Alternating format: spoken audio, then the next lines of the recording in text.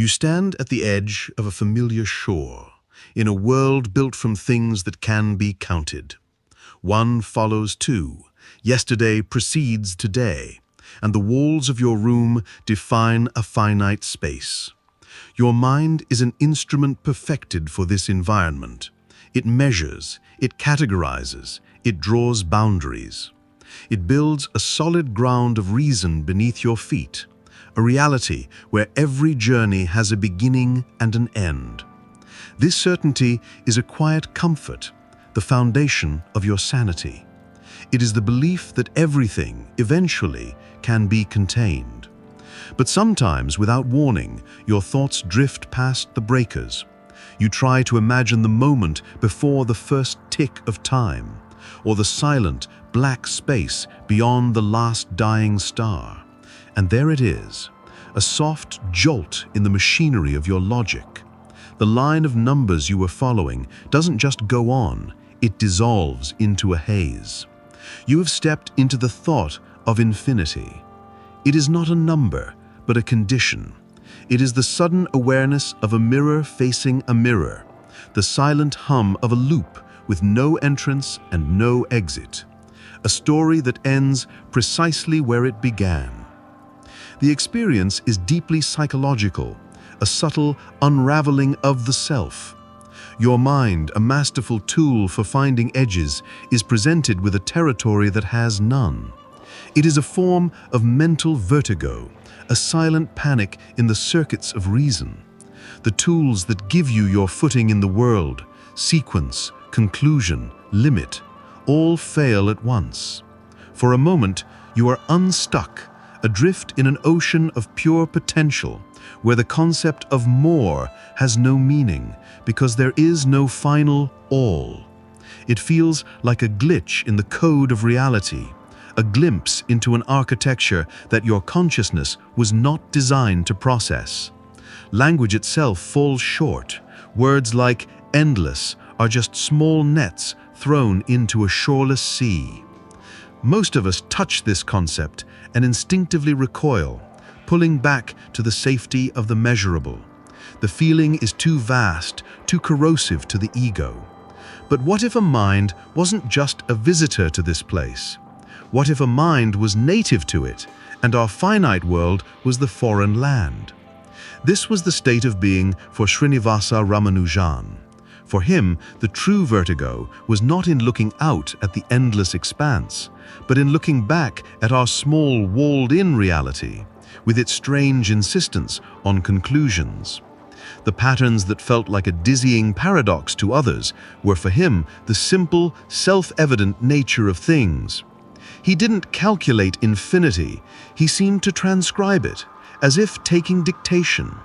The formulas that poured from him, arriving whole and perfect, often without the logical steps a proof requires, were not his creations. They felt more like core samples, drilled from a dimension where all the lines have already met. This made him a man living in a permanent state of schism, his mind attuned to the timeless and infinite, while his body was bound to the finite world of hunger, illness, and the ticking of a clock. He was a bridge between two realities that could not be reconciled. And his existence leaves us with a quiet, persistent question, one that echoes in the silent space where numbers end.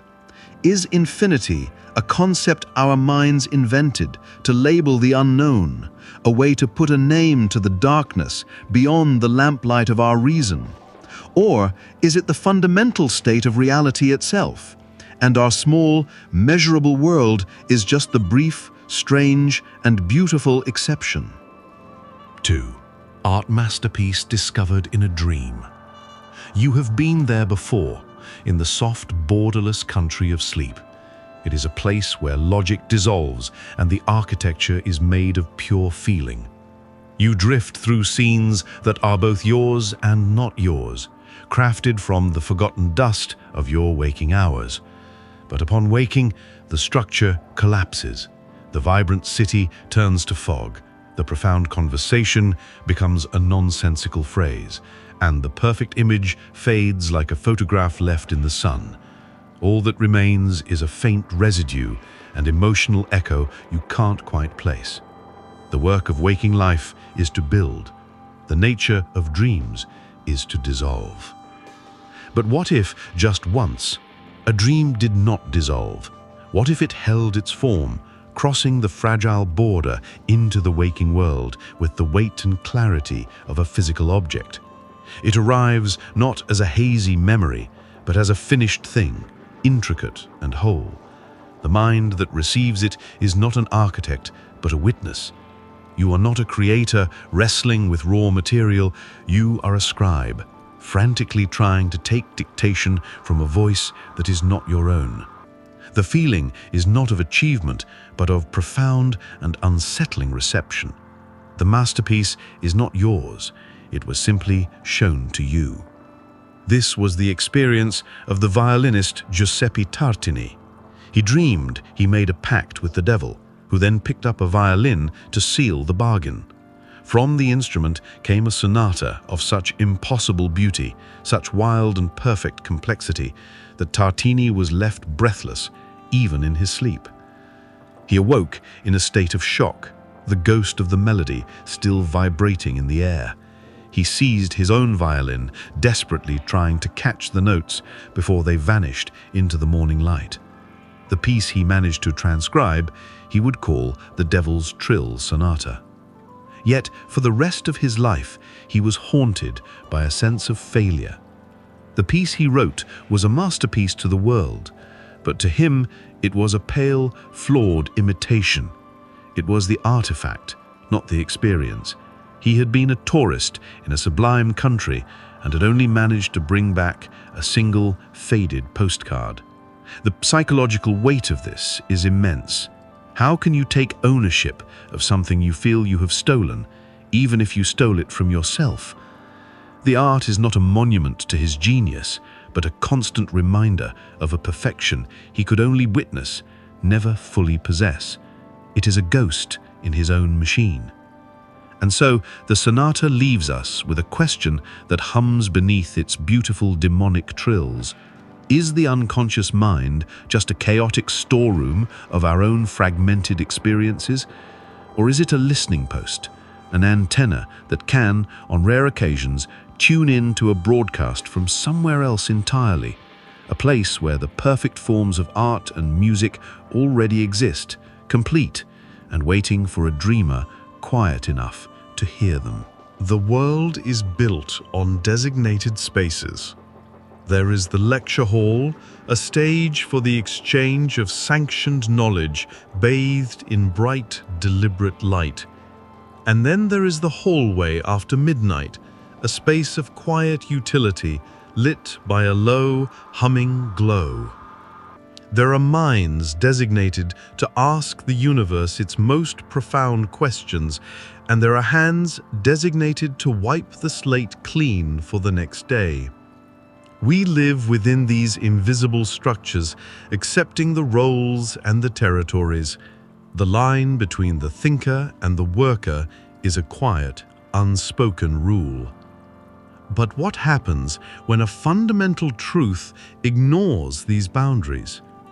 What if a solution to a problem that has baffled the world's finest minds appears silently in the space where it is least expected? It is not announced with a triumphant shout, but written in chalk on a dusty blackboard in an empty hall in the dead of night. The hand that wrote it is not seeking credit. It is simply restoring a kind of order, correcting a dissonance it happened to notice.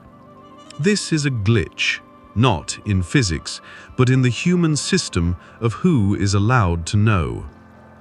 This is the story of the janitor, a silent figure who moves through the hallowed grounds of academia after everyone else has gone home. He is a ghost in the machine of progress, the keeper of the physical space, not the intellectual one. Night after night, he sweeps the floors around the equations left hanging in the air, fragments of string theory, paradoxes of quantum mechanics. To the professors, they are complex problems. To him, They are just patterns on a board, like the scuff marks on the linoleum. One night, he sees a problem that is particularly unbalanced, a question left hanging like an unanswered chord. And in a moment of quiet clarity, unburdened by years of formal training that might have clouded his vision, he sees the answer. It is not a calculation, it is a simple, elegant turn of logic, an obvious path that everyone else, with their complex maps, had missed. He picks up the chalk, and with the same methodical grace he uses to mop the floor, he completes the equation. He does not sign his name, he simply wipes the chalk from his hands and continues his rounds, leaving the truth to be discovered like a found object. The next morning, the thinkers arrive to find their intellectual labyrinth has been solved by an anonymous ghost. The discovery is not just a solution, it is a quiet, profound subversion. It suggests that knowledge is not a property of the elite, something to be earned through degrees and tenure. It is a latent property of the universe itself, a signal that is always broadcasting. And perhaps it is not the most trained mind that can hear it, but the most uncluttered one, the one that is quiet enough to notice the pattern in the noise. 4. Blind girl invents musical notation.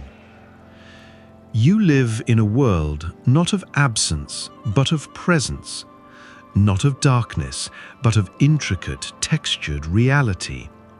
Where others see a wall, you feel a surface, the cool, smooth plane of plaster, the porous grain of wood.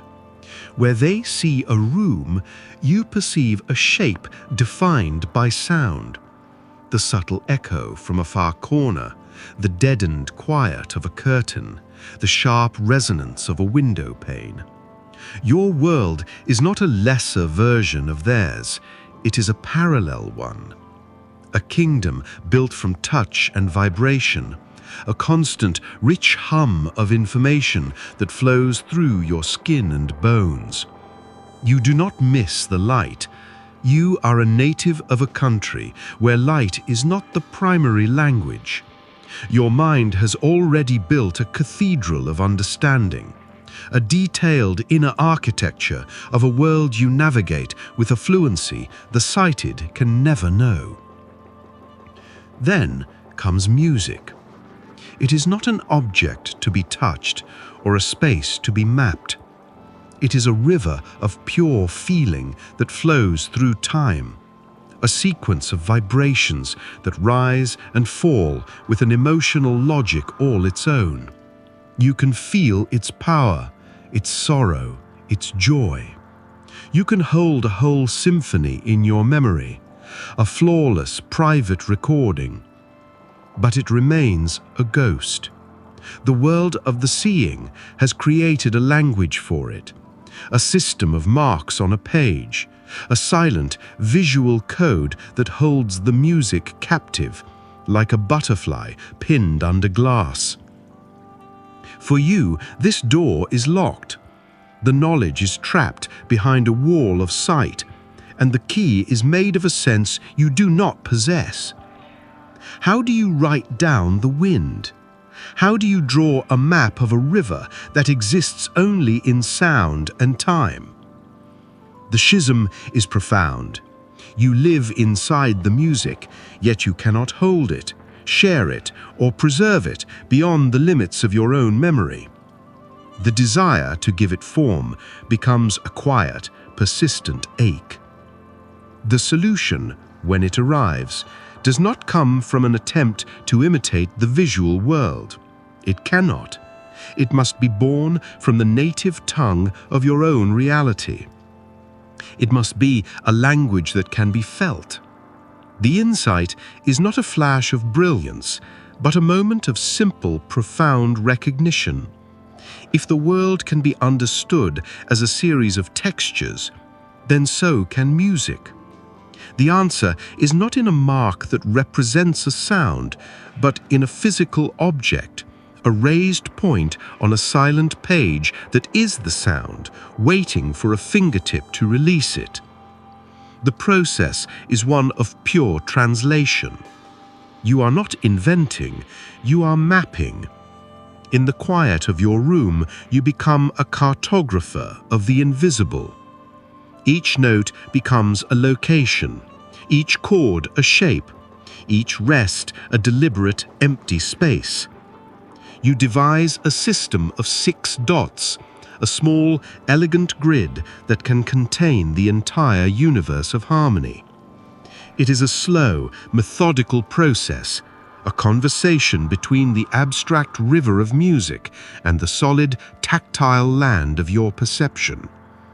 You are building a bridge not for others, but for yourself. A way to carry the ghost of sound into the solid world you know. It is a lonely, monumental act of creation, born from a deep personal necessity. You are externalizing the very architecture of your own mind. When the system is complete, you have done more than invent a code. You have changed the nature of reality for anyone who lives as you do in that world of touch. You have given them a key, a universal language that unlocks the prison of sight-based knowledge. But for you, the inventor, the feeling is more complex. You have taken the most ethereal of the arts and given it a physical body. You have taught the wind to be read by hand.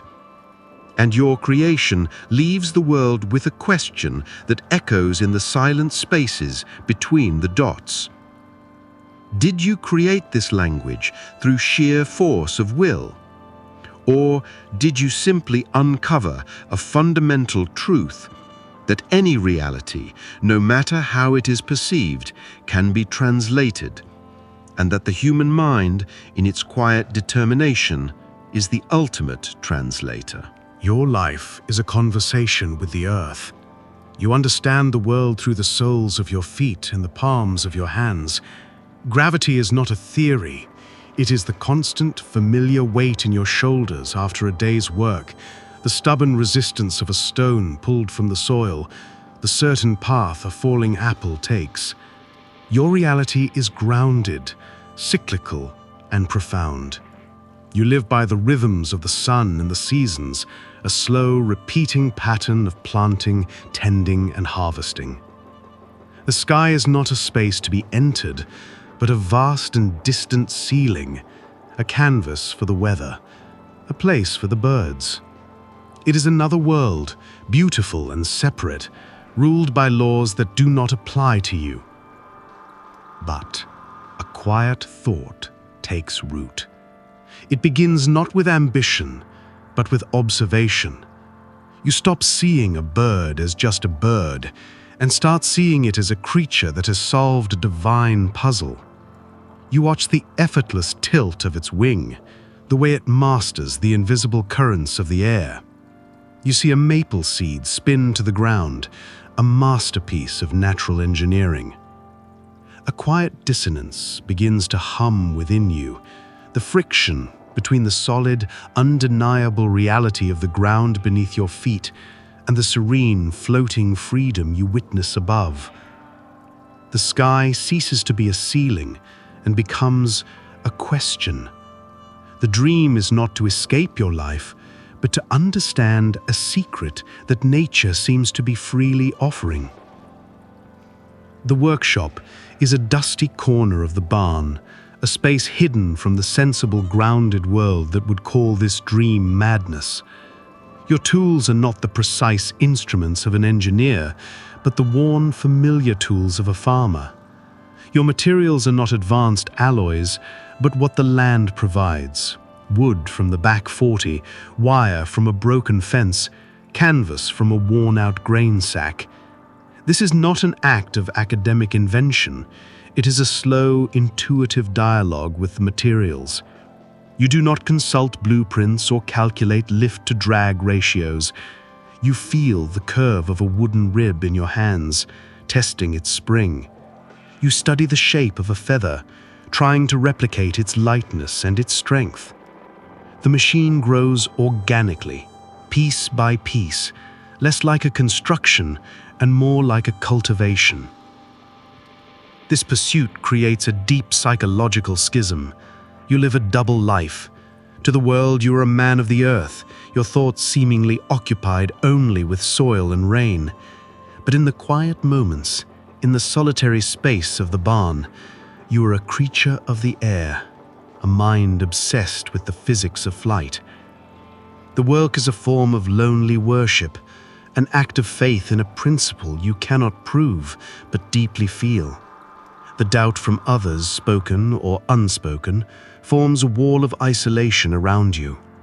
You are sustained only by the quiet hum of your conviction, the memory of a hawk turning on a thermal, a silent promise that the code can be cracked. The machine sitting in the shadows is not just wood and cloth, it is the physical body of your impossible hope. The day you wheel it out into the open field is not a public spectacle, it is a private, terrifying reckoning.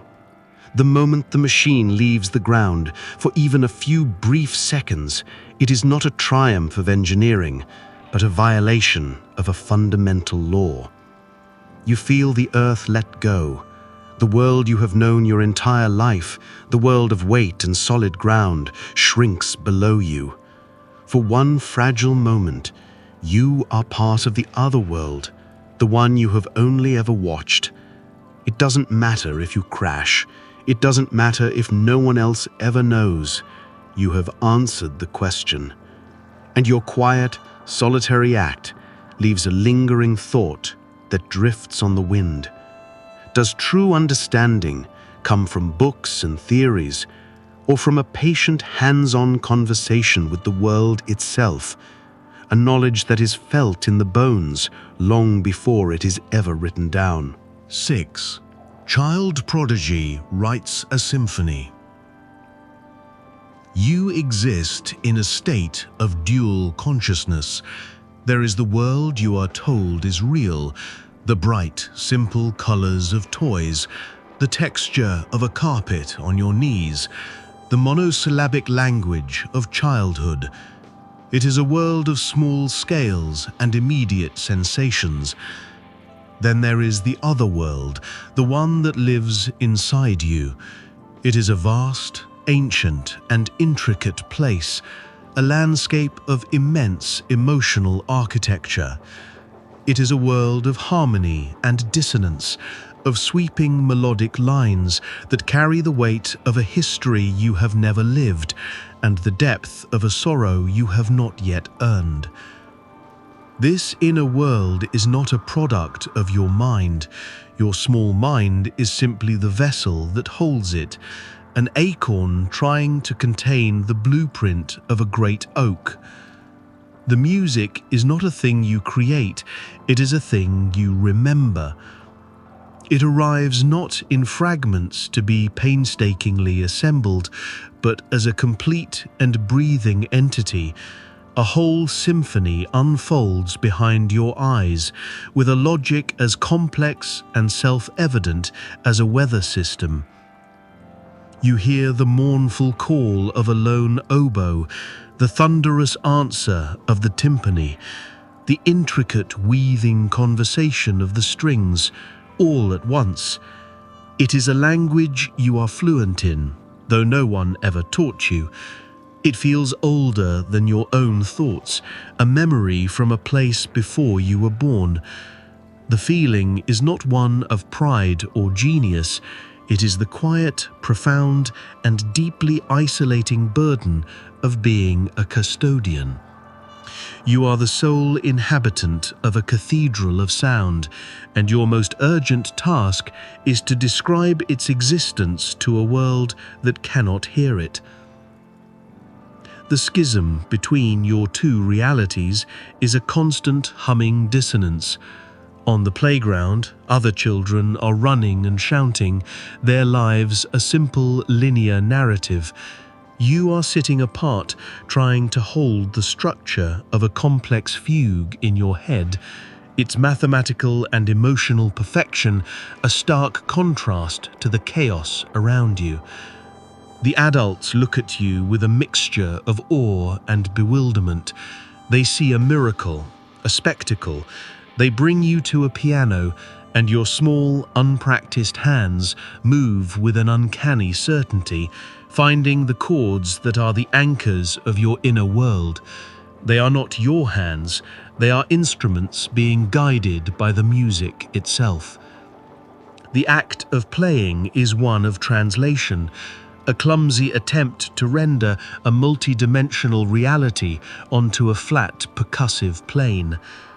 When you begin to write it down, the process is not one of composition, but of frantic transcription.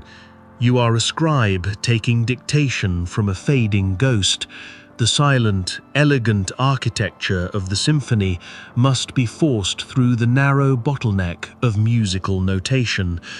Each note you draw is a compromise, a shadow of the true sound that lives in your head. The tempo markings, the dynamics, they are all crude approximations of a living, breathing thing. You fill page after page, driven by a desperate need to capture the signal before it degrades, to build a physical artifact that proves the inner world is real. The manuscript is not a creation, it is evidence. When the symphony is finally performed by an orchestra, you sit in the concert hall as a stranger. The sound washes over you, a loud, beautiful, but ultimately flawed echo of the original. The audience weeps, they stand, they applaud the masterpiece. They are applauding you, the child, the prodigy, but you feel a quiet, hollow ache. They are celebrating the shadow on the cave wall. They cannot hear the perfect, silent version that still plays within you, the one you failed to fully capture, and you are left alone with the source and a question that the music itself cannot answer. Was this a gift from some other place, or are you simply remembering a forgotten language that every human soul once knew? Village mechanic fixes NASA satellite. Your world is one of tangible logic. It is a reality you can hold in your hands, a system of cause and effect written in grease and steel. A sputtering engine is not a theoretical problem. It is a clogged fuel line, a worn-out spark plug, a mistimed valve. The truth can be found with a wrench and a patient ear. You understand the universe through the feel of a properly torqued bolt, the smooth hum of a balanced flywheel, the satisfying click of a gear seating perfectly into place. This is a language of physical integrity, a conversation with the quiet, honest laws of mechanics. There are no ghosts in this machine, only parts that are working and parts that are not. The problems are complex, but they are always real, solid, and with enough patience, solvable. Then another world begins to bleed into yours. It arrives as a faint, persistent whisper from the sky, a ghost story told in numbers and static. High above, in the silent, airless ocean of space, a multi-million-dollar satellite, a marvel of abstract science, is failing. Men in clean rooms hundreds of miles away stare at screens of data, running complex diagnostics. They speak a language of telemetry, of software glitches, of cosmic ray interference. Their world is one of pure information, a reality of invisible signals and theoretical physics. They are trying to fix a ghost with a ghost. The satellite to you is just another story on the evening news, as distant and unreal as a kingdom in a fairy tale. But the satellite's signal, its faint, broken cry for help, is being picked up by an old radio dish on a nearby hill. For the scientists, the signal is a stream of corrupted data. For you, tinkering with the radio in your spare time, it is simply a noise. It is an irritation, a sound that is wrong. And this is where the two realities intersect. You do not hear the failure of a complex system. You hear a bad engine. You are not listening to data, you are listening to a machine, and your entire life has been a training in how to understand what a machine is trying to say. Your mind instinctively bypasses the layers of abstract science and translates the problem into the physical language you know. The persistent rhythmic flaw in the static does not sound like a software bug. It sounds like a vibration. It sounds like a bearing that is seized and is causing a subtle rhythmic drag on a spinning wheel. It is the same out-of-balance hum you once heard in a customer's failing alternator. The schism is this. The greatest minds are lost in the satellite's brain, but you are listening to its body. You are a doctor who is ignoring the patient's confused words and listening instead to the stutter in their heart. Your mind builds a physical picture of a machine you have never seen, a simple, mechanical object spinning in the void. You make a phone call. You don't offer a complex theory. You offer a simple mechanical diagnosis, speaking in the grounded terms of your trade. The scientists, out of options, entertain the absurd idea. They send a command, not to reset the software, but to briefly alter the satellite's spin, to use its own momentum to jolt the seized part, like a mechanic hitting a sticky starter motor with a hammer. For a moment, the signal dies. Then it returns, clear, stable, and whole. You fixed the ghost, but you did not enter its world. You simply reminded it of the physical laws it still had to obey. And you are left with a quiet, lingering question as you wipe the grease from your hands. Is true insight found by adding more layers of complexity, or by having the clarity to strip them all away and listen for the simple, mechanical truth that is always humming underneath? 8. Homeless man solves chess puzzle. Your world is a landscape of brutal, shifting logic. It is a system without a center, a map that is redrawn every hour by the passing of a police car, the closing of a shelter door, the generosity or hostility of a stranger's face. Survival is a constant, high-stakes game of tactical calculation.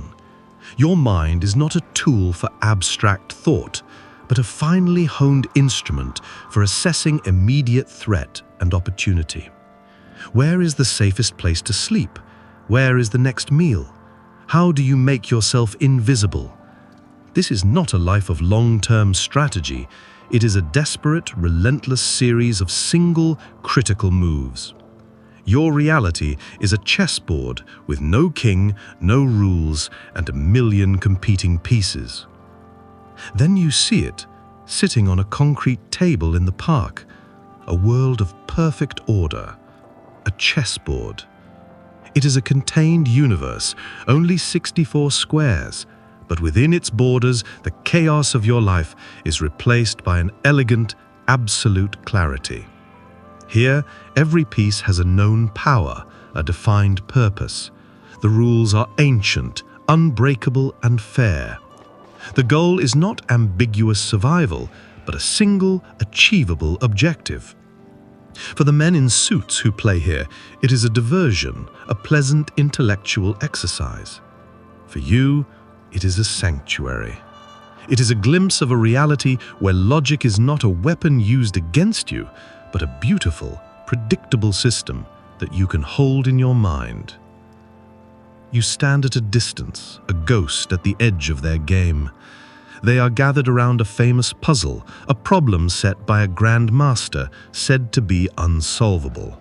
They debate elegant, complex lines of attack, sacrificing rooks and bishops in theoretical displays of brilliance. They are playing a game of art and theory. You are not.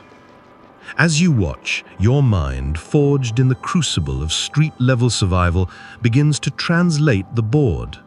You don't see a Sicilian defense or a Queen's gambit. You see a map of a hostile territory. The king is not a game piece.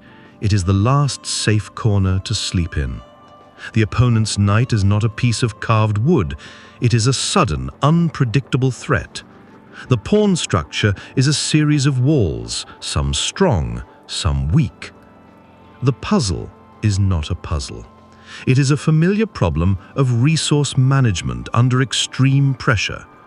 The Grandmaster's complex setup is an elaborate trap designed to lure a conventional mind down a path of beautiful but flawed logic. Your mind, unburdened by the memory of 1,000 classic games, feels no such lure. It ignores the artful distractions and sees only the raw, brutal geometry of the situation. It sees the one, quiet, ugly move. It is not a brilliant sacrifice or a stunning combination. It is a simple, defensive pawn push, a move that cedes territory and looks like a mistake, but in doing so, subtly realigns the entire structure of the board, turning the opponent's greatest strength into a fatal weakness. It is the logic of stepping back to let a threat pass. You step forward. The players look up, annoyed at the intrusion. You say nothing. You simply reach out a hand, weathered and worn, and make the move. You place the small pawn on its new square. A silence falls over the board. The men stare, their minds recalculating, their world of elegant theory shattering against a single, ugly, undeniable truth. You have solved their unsolvable problem. But you do not wait for their reaction. You do not want their praise or their money. The reward was the act itself, the brief, transcendent moment of imposing perfect, logical order, a moment of absolute power in a life of absolute powerlessness.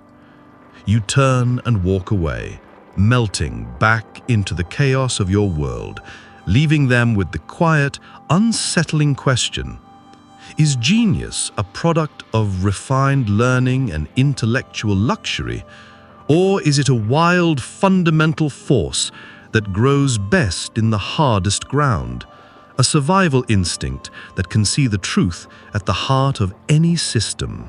Street vendor designs life-saving device.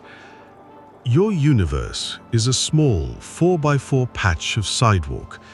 It is a world of repetition, a slow, cyclical rhythm defined by the morning rush, the midday lull, and the evening exodus. Your reality is a study in human patterns, a constant stream of faces passing in a blur of purpose and indifference. You are a ghost in their periphery, a stationary object in their fluid lives. Your thoughts are occupied with the immediate, the tangible, the precise temperature of the water, the remaining stock of buns, the shifting angle of the sun, the probability of rain. It is a life of small, necessary calculations, a grounded existence where survival depends on a deep, intuitive understanding of your immediate environment. The world of abstract science, of laboratories and research grants, is as distant and irrelevant as the moon. Then, a quiet dissonance enters your world. It is not a sudden event, but a slow, dawning recognition. You see the children, especially the newborns, brought out into the city air. You see their fragility, the subtle blue tint in their lips on a cold day, their vulnerability to the unseen world of germs and fluctuating temperatures. In the hospital, a few blocks away, you know there are machines, incubators, gleaming pods of life support that hum with a quiet, expensive power. They are fortresses of technology, built to shield these fragile lives from the world. But here, on the street, there is no fortress. There is only a thin blanket and a parent's hope.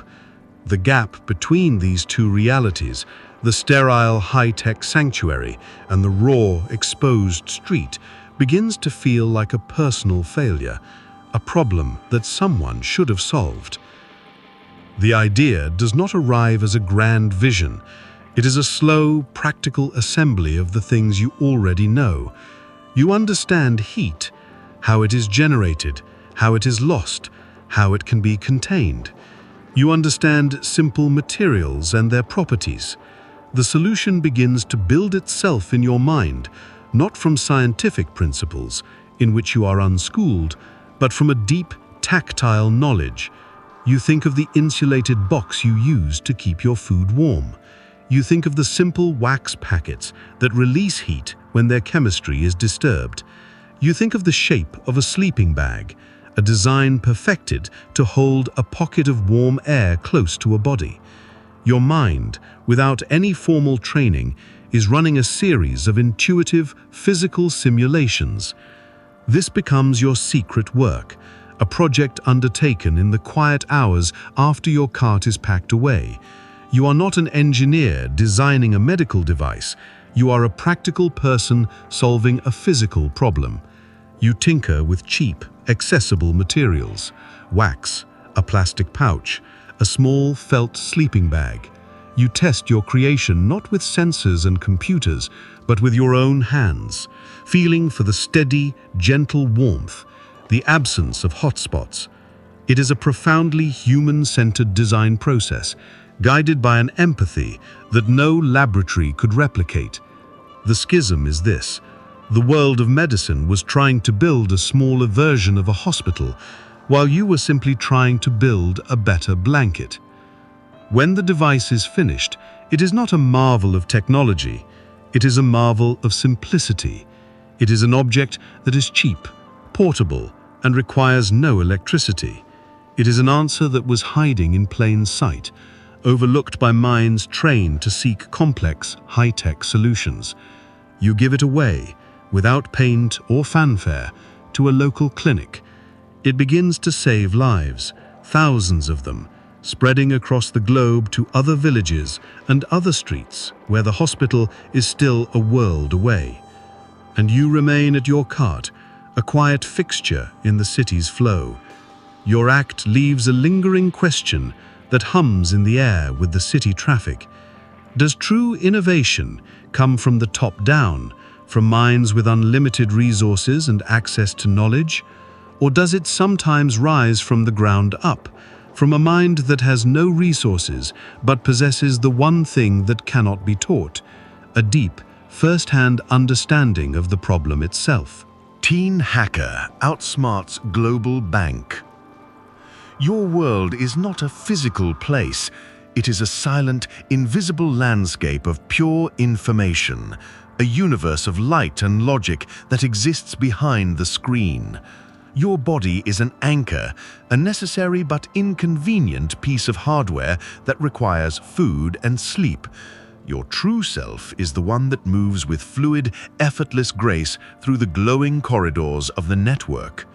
This is not a world of solid objects, but of systems. It is a place of beautiful, intricate architecture, a cathedral built of pure code. You see not a website, but its underlying structure. You see not a password field, but a gate with a lock waiting to be understood. You are a native of this digital country, fluent in its hidden grammar and secret pathways. The other world, the one of concrete and commerce, feels slow, clumsy, and strangely arbitrary. It is a world of paper money, of physical vaults, of men in suits who move numbers around based on tradition and trust. They see their bank as an impenetrable fortress, a modern-day castle built of firewalls and encryption. They believe in the strength of their walls. You see something different. You see a series of doors. To them, security is a declaration. To you, it is a puzzle, a conversation, a system waiting to be asked the right question. The system is not your enemy. You hold no malice. You are simply curious about its nature, driven by the same impulse that compels a watchmaker to disassemble a complex timepiece to see how it works. The process begins as a quiet exploration. It is a dance of pure logic.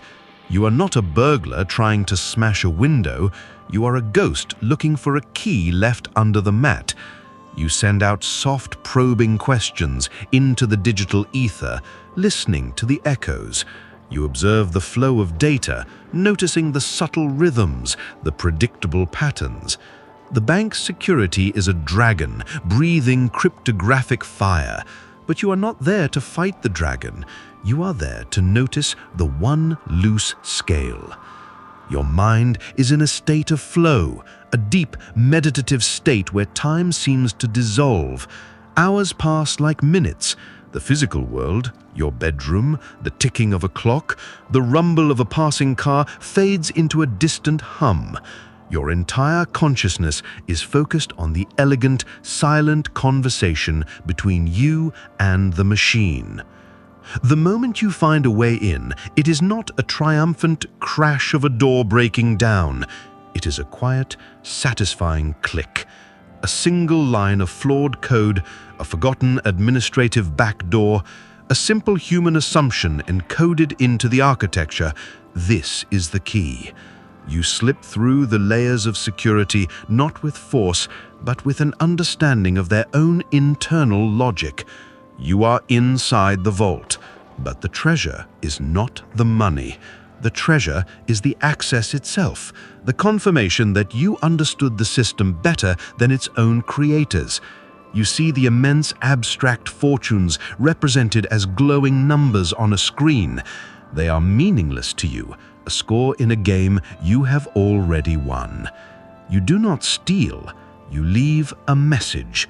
A single anonymous line of text in a secure server, a quiet testament to your presence, a ghost signature left in the dust of the untouchable sanctum.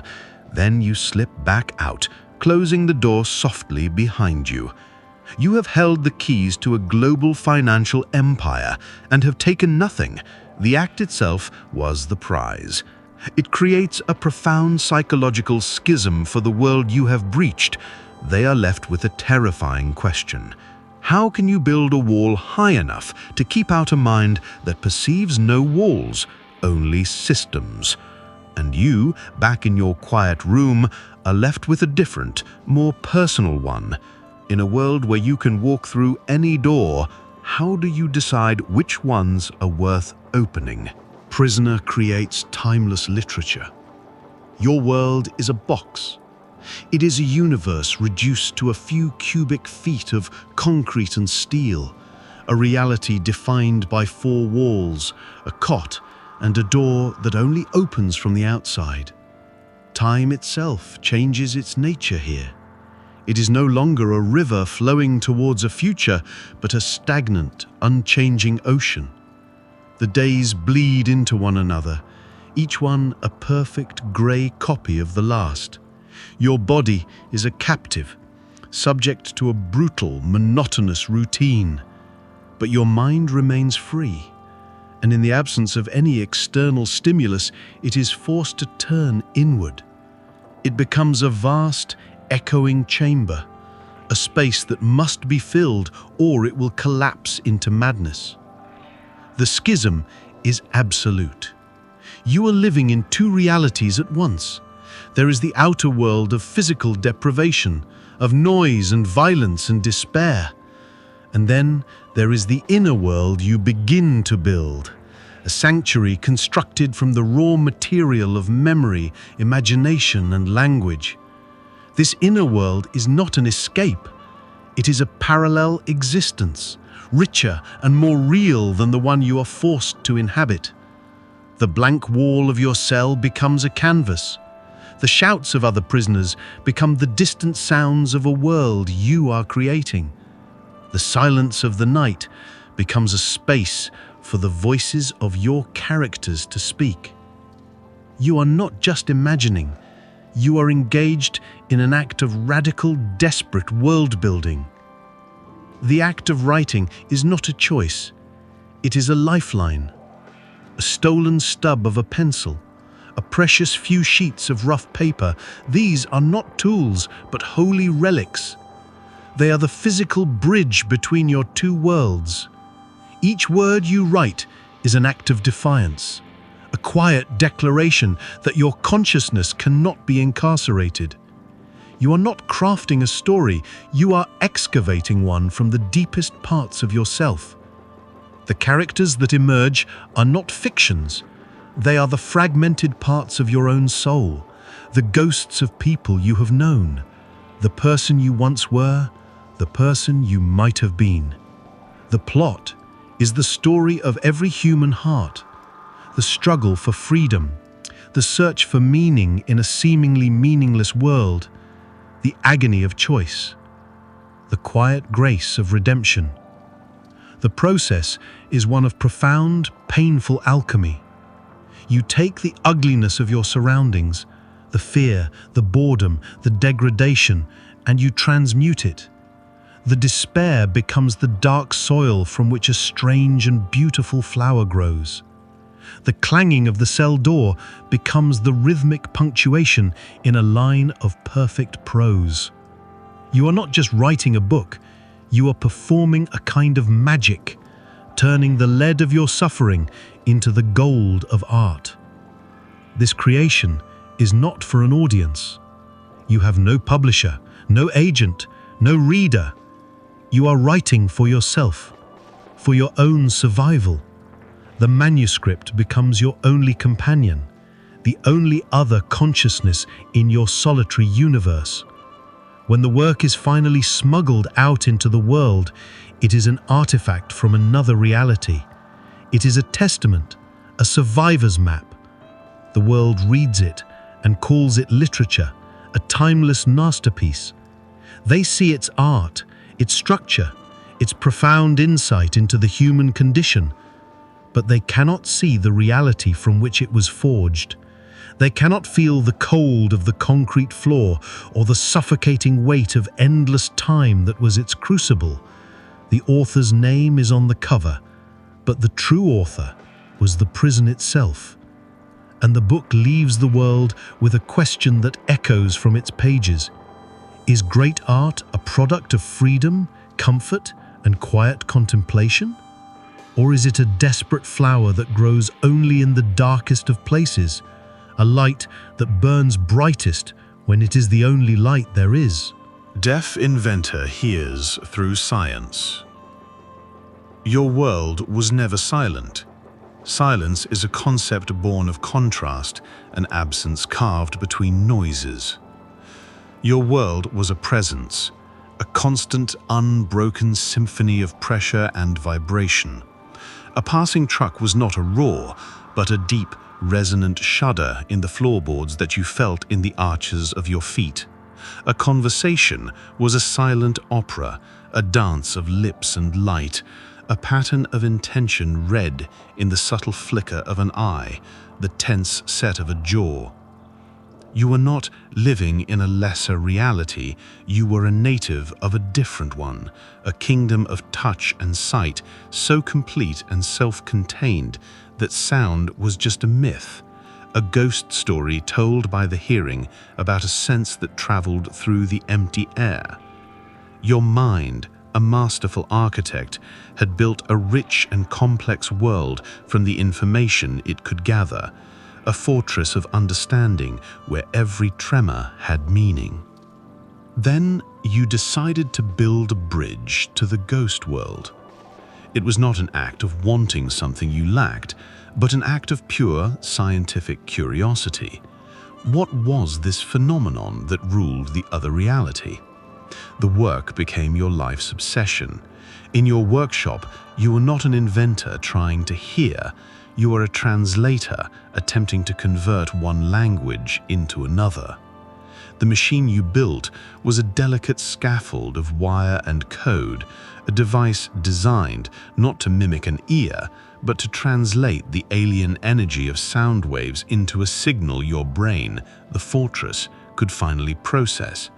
It was a bridge from the world of tremors to the world of waves, a gateway between two parallel dimensions of existence. The day you activate it, the experience is not one of revelation. It is an act of profound violence. The first signal is not a voice. It is not music.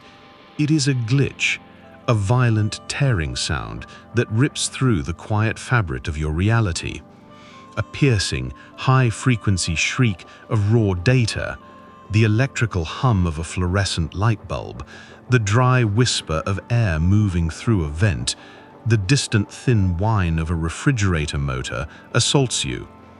It is a tidal wave of meaningless, chaotic noise that drowns the familiar, solid world of vibration you once knew so intimately.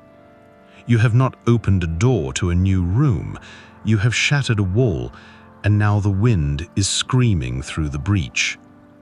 The invasion is deeply psychological. Your mind, the architect of a silent, orderly fortress, is now breached by a hostile force. A foreign sense has been wired directly into your consciousness, and it did not ask for permission. You are suddenly two people living inside the same body. There is the self who understands the world through the solid, dependable press of vibration, and then there is this new, bewildered self, an infant flinching at a sensory onslaught it cannot interpret. You search for a connection, a way to stitch these two realities together into a coherent whole, but you find only a profound and agonizing schism. Who is the you that is hearing this? The inventor who built the bridge, or the native of a silent land now occupied by a foreign tongue that speaks only in chaos? You begin to understand that perception is not a window, but a cage. The sound of rain on the roof is a thin, rattling static, a cheap and ghostly imitation of the deep, rhythmic drumming you've known your whole life through your fingertips on the glass. One is not more real than the other, yet they cannot coexist peacefully. The sound feels like a caricature of the profound physical truth you once owned with absolute certainty. This new sense doesn't complete your world. It haunts it, layering a thin, chaotic, and meaningless film over everything you once understood with absolute certainty. You have not gained a sense. You have lost the quiet integrity of your world. There is no way to unhear it. You can turn the machine off, but the memory of the noise remains, a phantom limb of perception. You stand in the doorway of your new fractured existence, forever caught between two translations of the same moment, and you are left with a question that echoes louder than any sound the machine could ever produce. What have you become now that you are forced to live in two realities at once, and which one was ever truly real? Orphan maps the night sky. Your world is a place of profound and radical impermanence. Faces appear and then vanish. Rooms become familiar, then are replaced by new ones. The ground beneath your feet is constantly shifting, a landscape of temporary arrangements and broken connections.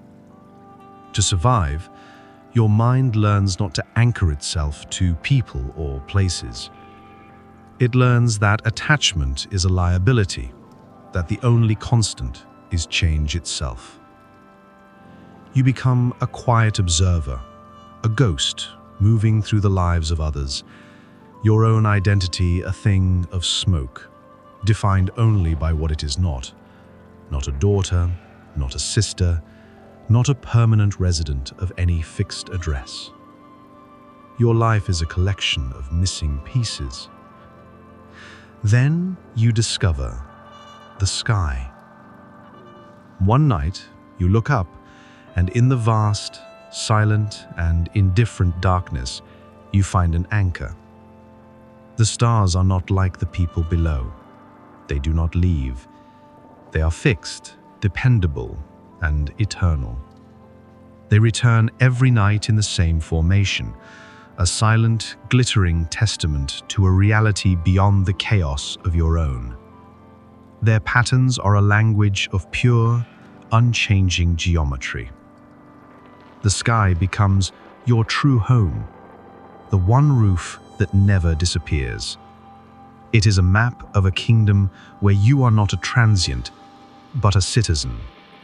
It is the only family album you have ever known.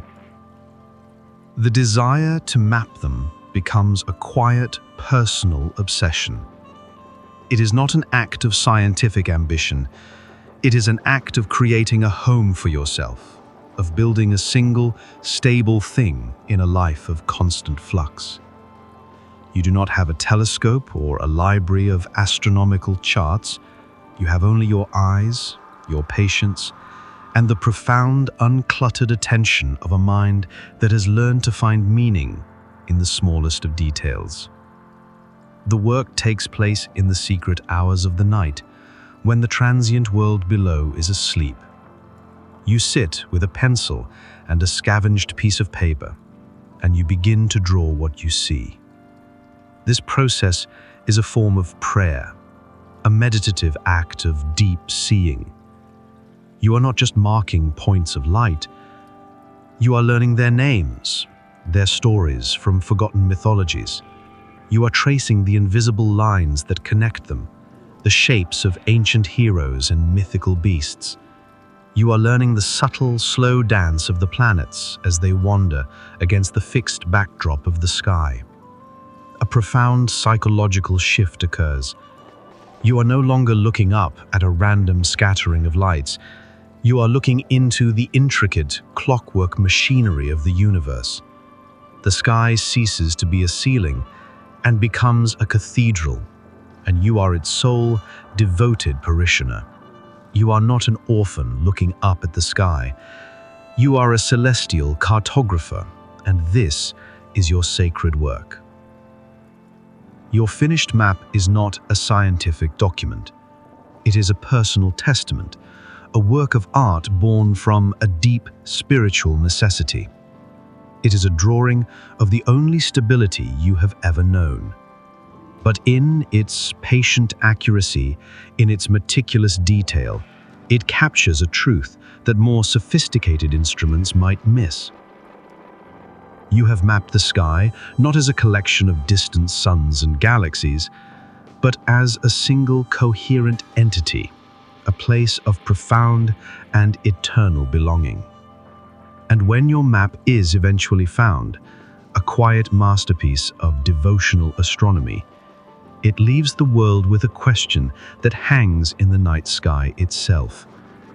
Does our deepest understanding of the universe come from the power of our tools and the breadth of our data?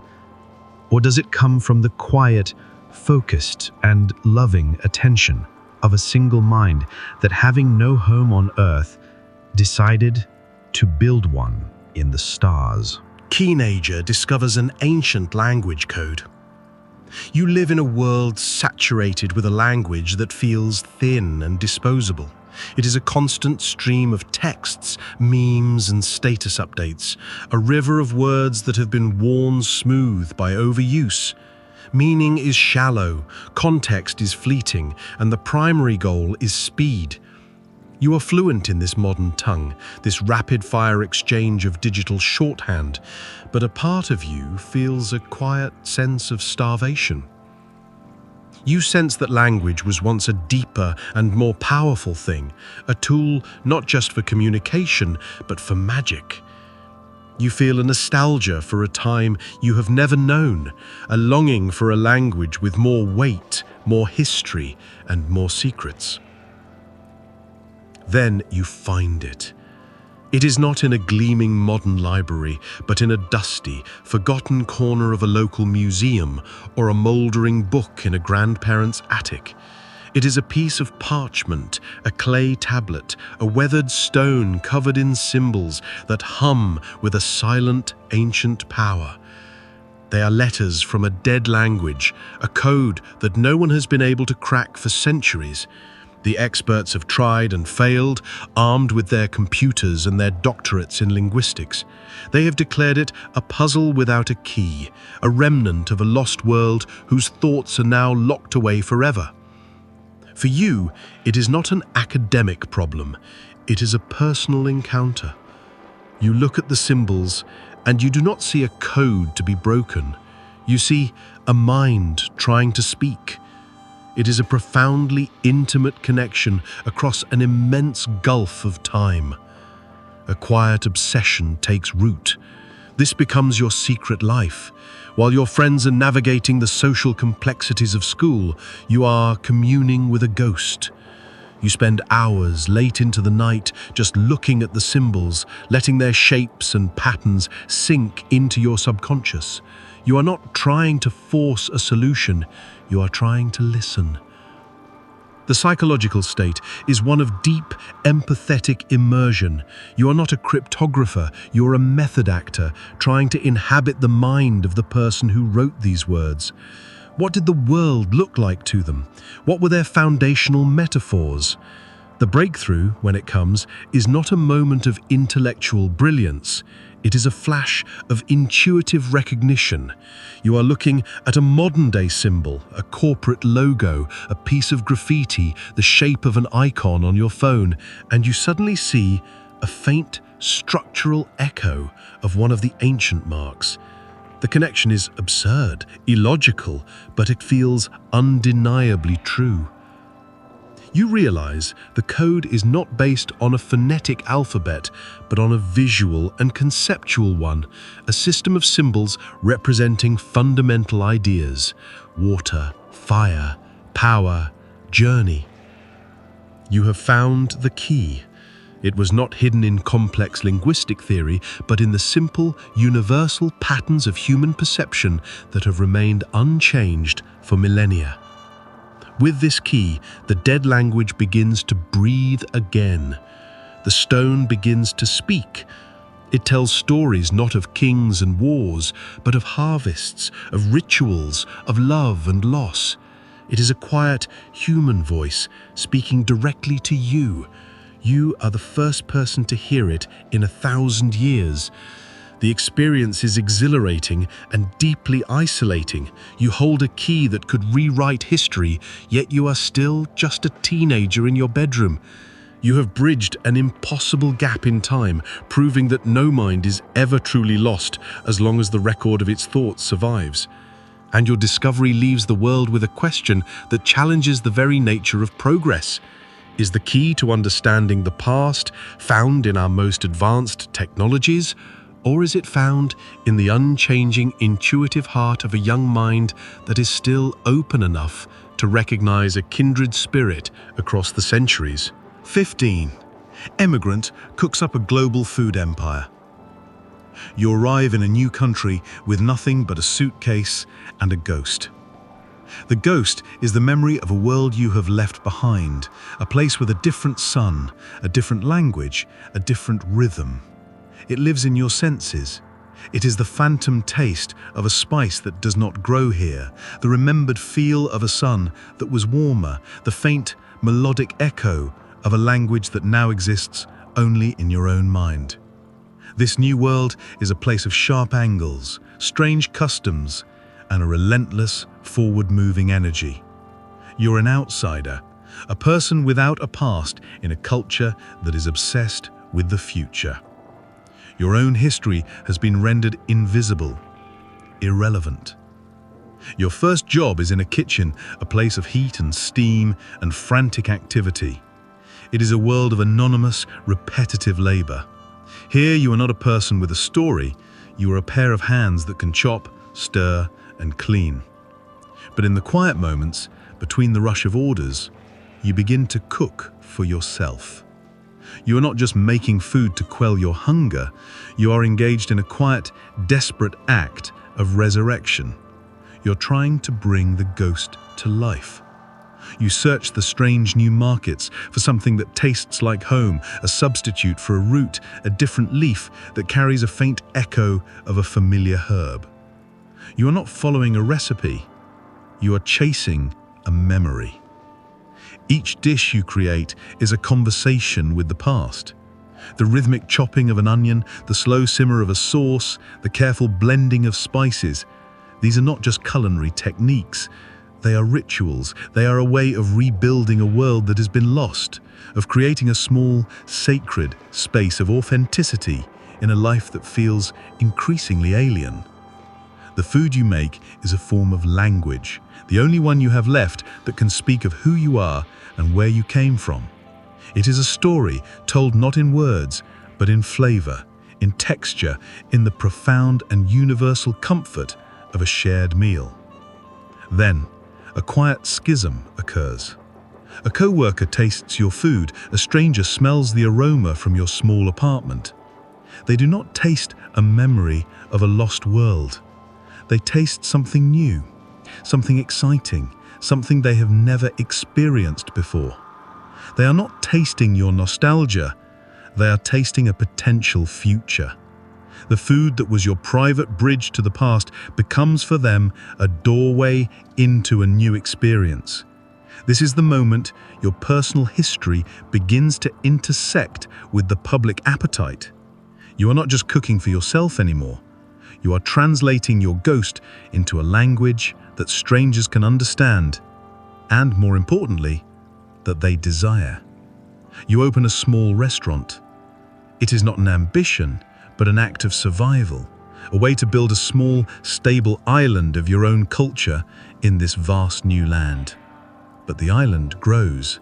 The flavors you have resurrected, the unique combinations born from your memory and the available ingredients resonate with a deep, unspoken hunger in the new culture. Your food empire is built not on a business plan, but on a foundation of authentic longing. Each new location is another embassy for your lost world. The corporation you build is an accidental empire, a byproduct of your refusal to let your ghost die. You become wealthy and successful, a celebrated icon of a culture you once felt invisible in, but a quiet, psychological distance remains. For your customers, your food is a thrilling discovery. For you, it will always be a faint and beautiful echo of something that is gone forever. And you are left with a question that lingers in the taste of every dish. Did you build this empire by creating something new, or simply by having the courage to remember something old? 16. Taxi driver writes a bestseller. Your world is a city seen through a pane of glass. You are a modern-day ferryman, a silent observer navigating a river of asphalt and light. Your existence is a series of brief, anonymous encounters, a collection of fragmented lives. You carry people from their beginnings to their destinations, from the hope of a first date to the sterile quiet of a hospital visit, from the airport's promise of adventure to the weary slump of a late-night return home. You are the invisible thread connecting a million disparate stories, yet you are not a part of any of them. You are a confessor who never speaks, a priest in a mobile confessional where secrets are whispered in the darkness behind your head and then vanish into the night with the closing of a door. This life creates a unique psychological state. You are simultaneously at the very center of the city's human drama and profoundly, unshakably alone. You are a collector of ghosts. The laughter, the arguments, the hushed phone calls, the quiet sobs, they do not disappear when the fare is over. They linger in the worn fabric of the seats, in the air of the car. Your taxi becomes a library of untold stories, a vessel for the city's collective unconscious. You are saturated with the raw, unfiltered material of human experience, yet you have no outlet for it. The stories are not yours to tell. You are just the keeper, the silent archivist. Then the writing begins. It starts not as a decision, but as a necessity. It is a way to process the immense weight of the stories you carry. In the quiet hours of the night, waiting for a fare under the lonely glow of a street lamp, you take out a notebook. You are not trying to be a writer. You are trying to drain the floodwaters from your own mind. You write down a snippet of conversation you overheard, the look in a woman's eyes as she stared out at the rain, the nervous tremor in a young man's voice. You are not inventing characters. You are giving a home to the ghosts that have taken up residence in your car. A schism develops between your two identities. By day, you are the taxi driver, a functional, anonymous part of the city's machinery. By night, you are the secret novelist, the cartographer of the city's soul. The manuscript grows, piece by piece, a mosaic built from 1,000 fragmented journeys. The plot is not a single linear narrative, but a reflection of the city itself, a web of intersecting lives, of chance encounters, of moments of quiet desperation and unexpected grace. The city is the main character, and your passengers are its voice. You are not creating a story, you are transcribing the one that is already being told all around you every single day. When the book is finished, you send it out with no expectation, an anonymous message in a bottle thrown into the vast ocean of the publishing world, and it is found. The world is captivated by its raw, authentic voice, by its profound insight into the human condition. They call it a masterpiece of fiction, but for you, it is the truest non-fiction you have ever known. The bestseller status, the awards, the fame, they feel like they're happening to someone else, to the writer, not to the taxi driver. You still drive, you still listen. The city still tells you its stories. And you are left with a quiet question that you ponder in the lonely late hours of your shift. Did you write a great book because you had a rare and singular talent? Or is every one of us a vessel for 1,000 unheard stories, and genius is simply the act of finally, quietly writing them down? 17. Refugee girl wins Math Olympiad. Your world has been systematically dismantled. The house you knew is a ghost. The streets you walked are a memory. The language of your childhood is now a foreign tongue in a new and alien landscape. You are a refugee, a word that erases your past and defines your present. You are seen not as a person, but as a problem to be solved, a statistic in a report. Your life is a study in loss of home, of certainty, of identity. In this new world, you are perceived as being empty, a vessel that needs to be filled with a new language, new customs, a new life. They see what you have lost, but they cannot see what you have carried with you. What you have carried is a world of pure, unassailable order. It is the silent, crystalline kingdom of mathematics. While the physical world around you proved to be fragile, chaotic, and treacherous, the world of numbers remained a sanctuary of perfect, unchanging logic. 2 + 2 always equals 4, in any country, in any language. The angles of a triangle are always the same, whether they are drawn in the dust of a refugee camp or on the clean whiteboard of a new school. This is not a subject you learn, it is a reality you inhabit. It is the one language that has never lied to you, the one home that can never be taken away. This creates a profound psychological duality. To your teachers and classmates, you are a quiet, withdrawn girl, struggling with a new language, haunted by a past they cannot imagine. They approach you with a gentle, sorrowful pity. They do not see the fierce, complex, and beautiful world that is thriving inside your mind. While you are struggling to conjugate a verb in this new tongue, you are effortlessly solving quadratic equations in the universal language of math. While they are trying to teach you the simple history of this new country, you are contemplating the infinite, elegant complexities of prime number theory. You are a citizen of two worlds, one where you are powerless and remedial, and another where you are a queen. The Math Olympiad is not an ambition for you, it is a translation. It is a chance for the first time to show them your true country. The problems are not academic exercises, they are familiar landscapes, puzzles whose internal logic is as intuitive to you as breathing. While the other competitors, the privileged children of this new world, attack the problems with learned techniques and formulas memorized from textbooks, you approach them differently. You do not solve them from the outside in, you understand them from the inside out. You see the elegant, simple truth at the heart of a problem that seems designed to be complex and intimidating. You are not applying rules, you are simply navigating a familiar terrain.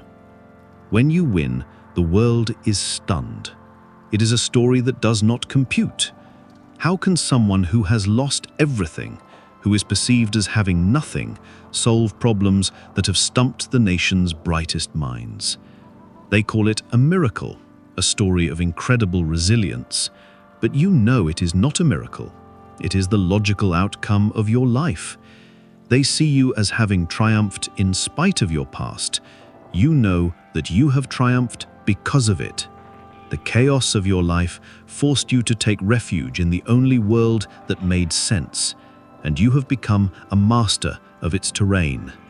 And you are left with a quiet, powerful truth that they may never understand, that the most profound strength is often forged in the deepest loss, and that the mind, when stripped of everything else, can build a kingdom of pure reason that no worldly power can ever touch. Your life is a study in the dissolution of the self. You live in a monastery, a place where the walls are designed to keep the world out, but also to keep the mind in. Your days are a slow, repeating ritual of prayer, meditation, and quiet labor. The goal is not to achieve, but to surrender. It is to silence the constant, chattering monologue of the ego, the voice of desire and fear, and to listen for a deeper, quieter signal. You are polishing the mirror of your consciousness, hoping to one day see not your own reflection, but the reflection of a reality that lies beyond it. Time itself is different here, not a linear progression towards a goal, but a cyclical, eternal present. Your chosen work is the care of the ancient library. It is a silent, dusty tomb of knowledge, filled with hand-copied texts and astronomical charts drawn by monks long dead. You are not a scholar seeking to make a name for yourself.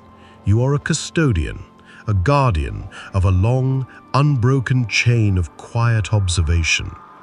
You study the charts not with the analytical mind of a modern astronomer trying to calculate orbital mechanics, but with the meditative mind of a monk looking for a pattern, a harmony, a divine rhythm. You are not studying the movement of celestial bodies, you are studying a written record of the sky's memory. A subtle dissonance begins to emerge from the data. It is not something a single observation could reveal, but a faint, recurring anomaly that appears only when you overlay the charts from centuries of patient, silent watching. It is a slight, periodic dimming in the sun's recorded brightness, a wobble in a planet's orbit that is not accounted for in the ancient models. A modern scientist would dismiss the old data as imprecise, but you, living in a world of faith and continuity, trust the hands that drew these charts. You believe they recorded what they saw. You do not see errors. You see a message that has not yet been deciphered. The psychological state required for this is of immense, selfless patience. You are not trying to impose a theory upon the data. You are waiting for the data to reveal its own story. You empty your mind of preconceived notions and simply observe the patterns as they are. The process takes years. It is a slow, meditative alignment of your own consciousness with the vast, slow consciousness of the cosmos. The prediction, when it comes, is not a sudden, brilliant calculation. It is a quiet, dawning realization, as simple and certain as the sun rising in the morning. You see that all the small, seemingly unrelated anomalies are part of a larger, intersecting cycle, a cosmic gearwork that is about to align in a rare and perfect way. You realize that the sun will go dark. You make your prediction. You do not announce it to the world. You write it in the monastery's logbook, a single, simple entry among the records of rainfall and harvests. You write that on a specific day, at a specific hour, the sky will turn to night. To the outside world, you are an unknown monk in a forgotten monastery, a man outside of time and scientific progress. But you have seen a truth that their advanced, fragmented knowledge has missed. You have seen it not by looking forward with new tools, but by looking back with an ancient focus. And when the moon's shadow silently glides across the face of the sun, exactly as you said it would, your quiet act leaves a question hanging in the eerie twilight. Is knowledge something we conquer with new and better instruments? Or is it a state of harmony we can achieve, a quiet signal that can only be heard when a mind becomes as patient, as silent, and as selfless as the sky? 19. Farmhand engineers water-powered radio.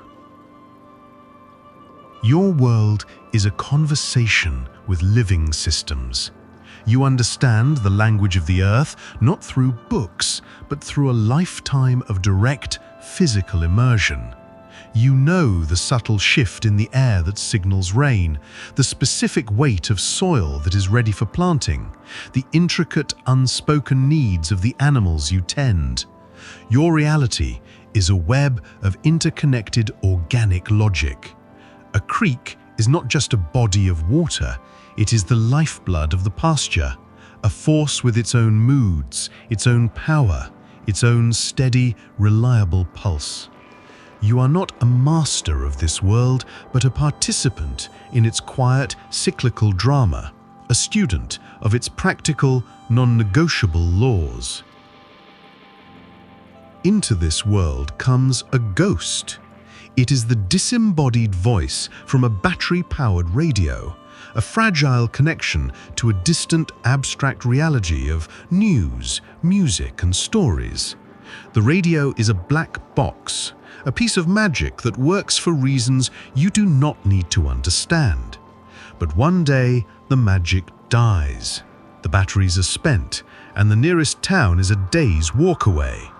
The silence it leaves behind is not just an absence of sound, it is the severing of a link, a sudden isolation. The ghost has vanished, and the quiet of the farm suddenly feels deeper, more profound. A quiet, practical question begins to form in your mind. It is not how does a radio work, but what does a radio need? You know it needs power, a form of energy. You look at the dead batteries, small, disposable containers of a mysterious, finite force. Then you look at the creek. It is a river of endless, steady energy, a force with its own moods, its own power, its own steady, reliable pulse. A schism opens in your mind, the gap between the small, dead magic of the box and the immense, living magic of the water. The world of abstract electronics feels alien, but the world of moving water is a language you speak fluently. The project is not of engineering, it is one of translation. You are trying to teach the creek to speak the language of the radio. You sit by the water, not with a blueprint, but with a deep, intuitive understanding of mechanical force. You build a small water wheel from scavenged wood and discarded metal, a miniature version of the great mill wheels of the past. You watch it turn, feeling the rhythm and the torque. Then you salvage the small dynamo from a broken hand-crank flashlight. You understand its principle not through the lens of electromagnetic theory, but in a simpler, more direct way. When you turn one part, a current comes out the other. You are building a bridge between two worlds of power, one mechanical and one electrical. The process is a slow, patient dialogue of trial and error. You experiment with gears carved from wood, with belts made from strips of leather. You are not following a diagram, you are listening to the components, feeling for the point where the water's slow, powerful rotation can be converted into the dynamo's fast, delicate spin. It is a profoundly organic design process, a hybrid of natural and man-made systems. The machine you are building is not a sleek, efficient product. It is a strange, beautiful creature, a fusion of wood, water, and wire. The moment you connect the wires to the radio, and a voice, crackling but clear, fills the air, it is not a triumph of science.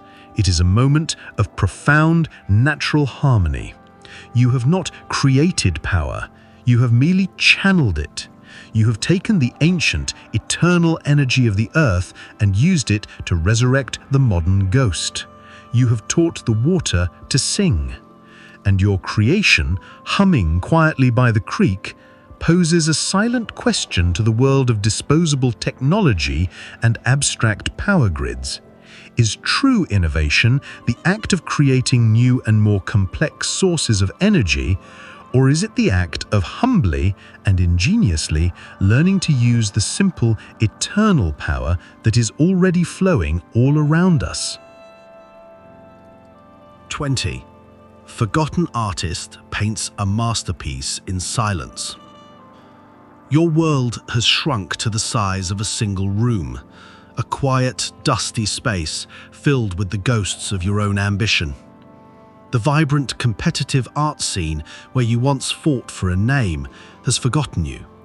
The galleries no longer call. The critics have moved on to newer, brighter lights. You are a relic, a living ghost from a previous era, your name a footnote in a history that is still being written without you. The silence that surrounds you is not just an absence of sound. It is the immense, heavy silence of obscurity, the weight of being unseen. This profound isolation creates a strange and painful freedom. You are no longer painting for an audience, for a market, for a critic's approval. The conversation with the art world has ended. Now, the only conversation left is with the canvas itself. Your work is stripped of all external purpose. It ceases to be a performance and becomes a private, devotional act. You are not trying to make a statement, to capture the zeitgeist, or to innovate. You are simply painting because that is the fundamental motion of your soul. It is the way you breathe. A deep psychological shift occurs. Without the pressure from the outside world, you begin to unlearn. You shed the styles, the theories, the artistic anxieties that have clung to you for years. Your ego, starved of attention, begins to dissolve. You are no longer an artist with a reputation to uphold. You are just a person in a room with a brush and some paint. A quiet, authentic voice, your own, which was long drowned out by the noise of the art world, begins to emerge. It is hesitant at first, then grows with a quiet, steady confidence. The masterpiece does not arrive in a flash of inspiration. It grows slowly, organically, over months, perhaps years. It is not a single grand idea, but an accumulation of 1,000 small, honest moments. Each brushstroke is a word in a long, solitary prayer. You are not depicting an object or a scene. You are painting the texture of the silence itself. You are rendering the quality of the light as it moves across the dusty floor, the history contained in the cracks of the plaster wall, the immense, complex world that exists in a single, quiet room when no one else is looking. The painting becomes a mirror, not of your face, but of your quieted mind. The work is a schism in time. It is a modern painting created with the selfless, egoless spirit of a medieval icon painter. It holds within it all your years of skill and knowledge, but it is executed with the profound humility of someone with nothing left to prove and no one left to impress. It is the work of a master who has finally, through the painful grace of being forgotten, become a beginner again. It is the purest thing you have ever made, a direct transmission from the quietest part of yourself. When it is discovered, long after you are gone, found leaning against a wall in your silent room, the world is stunned. It does not fit the narrative of your career. It seems to have come from nowhere. Critics and historians are at a loss. They see a work of profound, timeless beauty, a painting that is both modern and ancient, deeply personal and universally resonant. They call it your masterpiece, the culmination of your life's work. But they are wrong. It was not a culmination. It was a new beginning, a work made possible only when your life as an artist, by all external measures, had already ended. And it leaves a haunting question for a culture obsessed with fame and recognition. Does an artist create their greatest work when the world is watching, or when they are finally, blessedly, alone? Dishwasher discovers secret to prime numbers. Your world is a place of steam, heat, and relentless repetitive motion. It is a cycle of chaos and order. A mountain of dirty dishes arrives, a chaos of food remnants, grease, and clutter. You subject it to water, soap, and methodical effort, and from it you produce stacks of clean, orderly plates.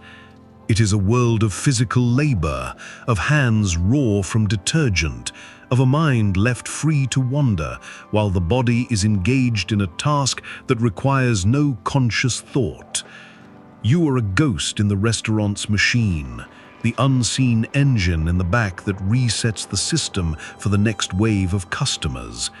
Your contribution is essential, but invisible. While your hands are busy with the tangible world, your mind takes refuge in an abstract one. It is a quiet, orderly, and beautiful place, the infinite landscape of numbers. You have no formal training, no degree in higher mathematics. You have only a deep, intuitive fascination with numbers as entities, as things with personalities and relationships. You are particularly drawn to the primes.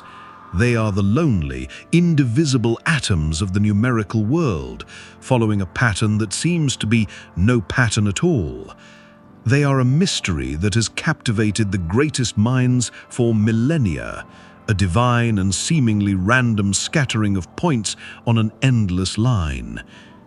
This fascination is your private obsession. In the deafening clatter of the kitchen, you find a quiet corner in your mind to contemplate them. You see the patterns of the water swirling down the drain and think of spirals. You see the stacks of clean plates and think of sets and series. You do not use a calculator or a computer. You use the backs of receipts, the steam on the stainless steel counter, the vast empty blackboard of your own mind.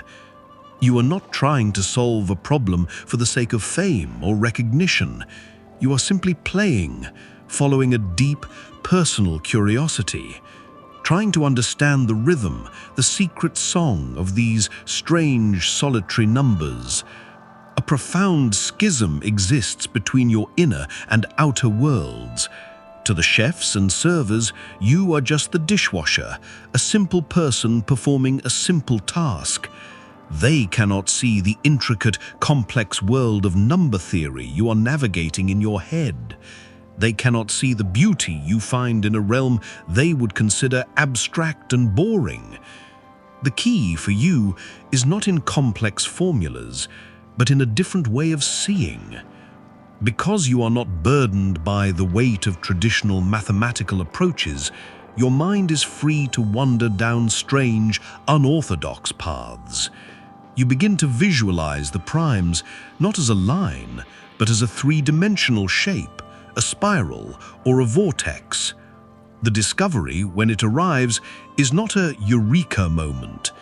It is a quiet, dawning sense of clarity, like a blurry image slowly coming into focus. You realize that the primes are not random at all. Their distribution is governed by a simple, elegant, and previously unseen geometric relationship. It is a pattern that was hidden in plain sight, a structure that could only be perceived when you stopped looking at the numbers as a sequence and started looking at them as a system, a physical architecture. You have found a secret that has eluded the world's most brilliant mathematicians.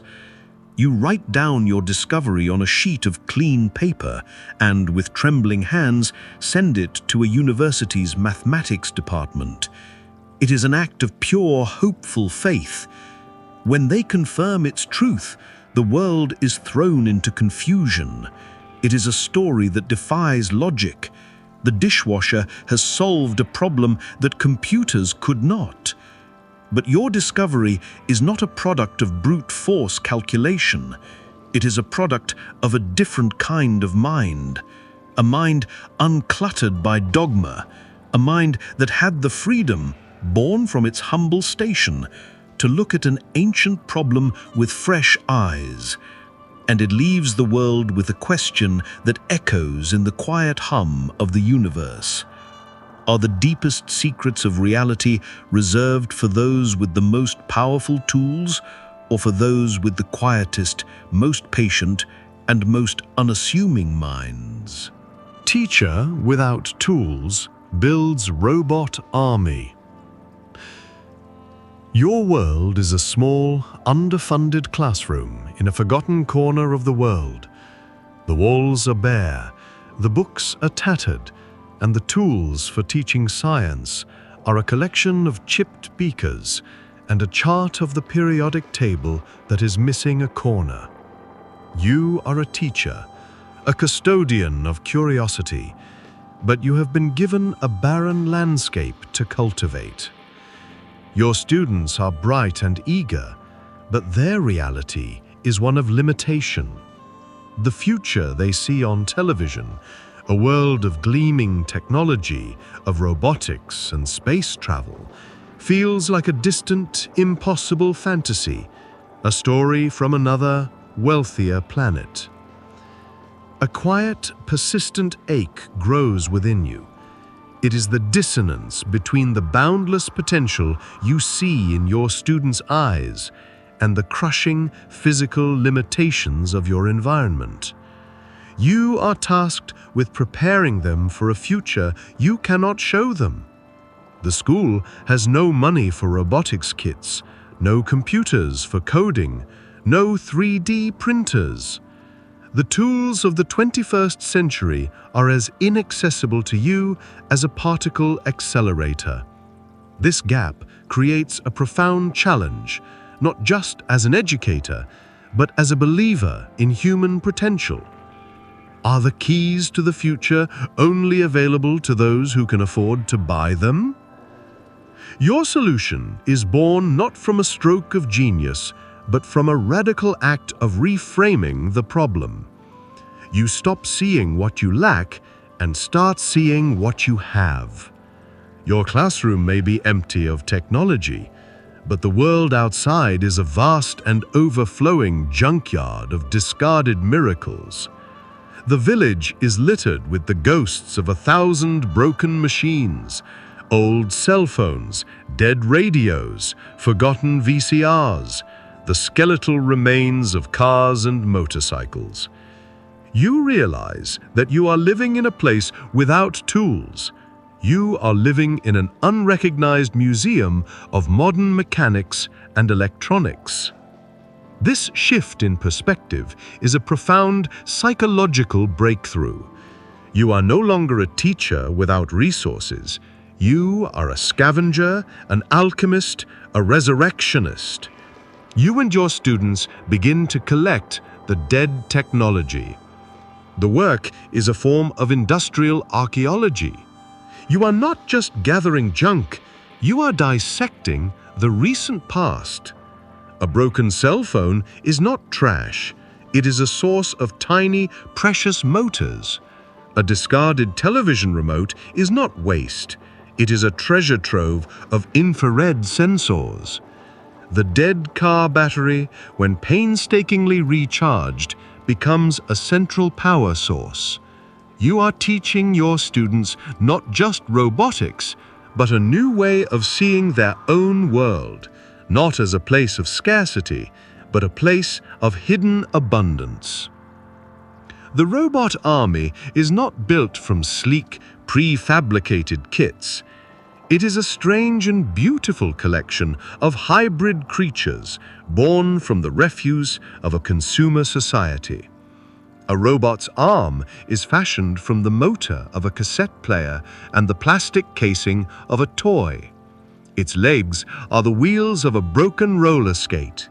Its brain is the salvaged circuit board of a musical greeting card, painstakingly resoldered. Each creation is a testament to ingenuity, a small, clanking, whirring miracle of resourcefulness. The classroom is transformed into a workshop of wonders, a place where the dead are brought back to life in new, unexpected forms. When a visitor from the outside world finally sees what you have built, a room full of unique, functioning robots created from literal garbage, they are stunned. They see a miracle of teaching, but it is more than that. It is a quiet but powerful philosophical statement. You have not just taught your students how to build robots. You have taught them that the most powerful tool is a mind that can see potential where others see only waste. You have given them the keys to the kingdom of technology, not by buying them, but by showing them that the keys were scattered at their feet all along. And your strange and beautiful robot army asks a silent, challenging question.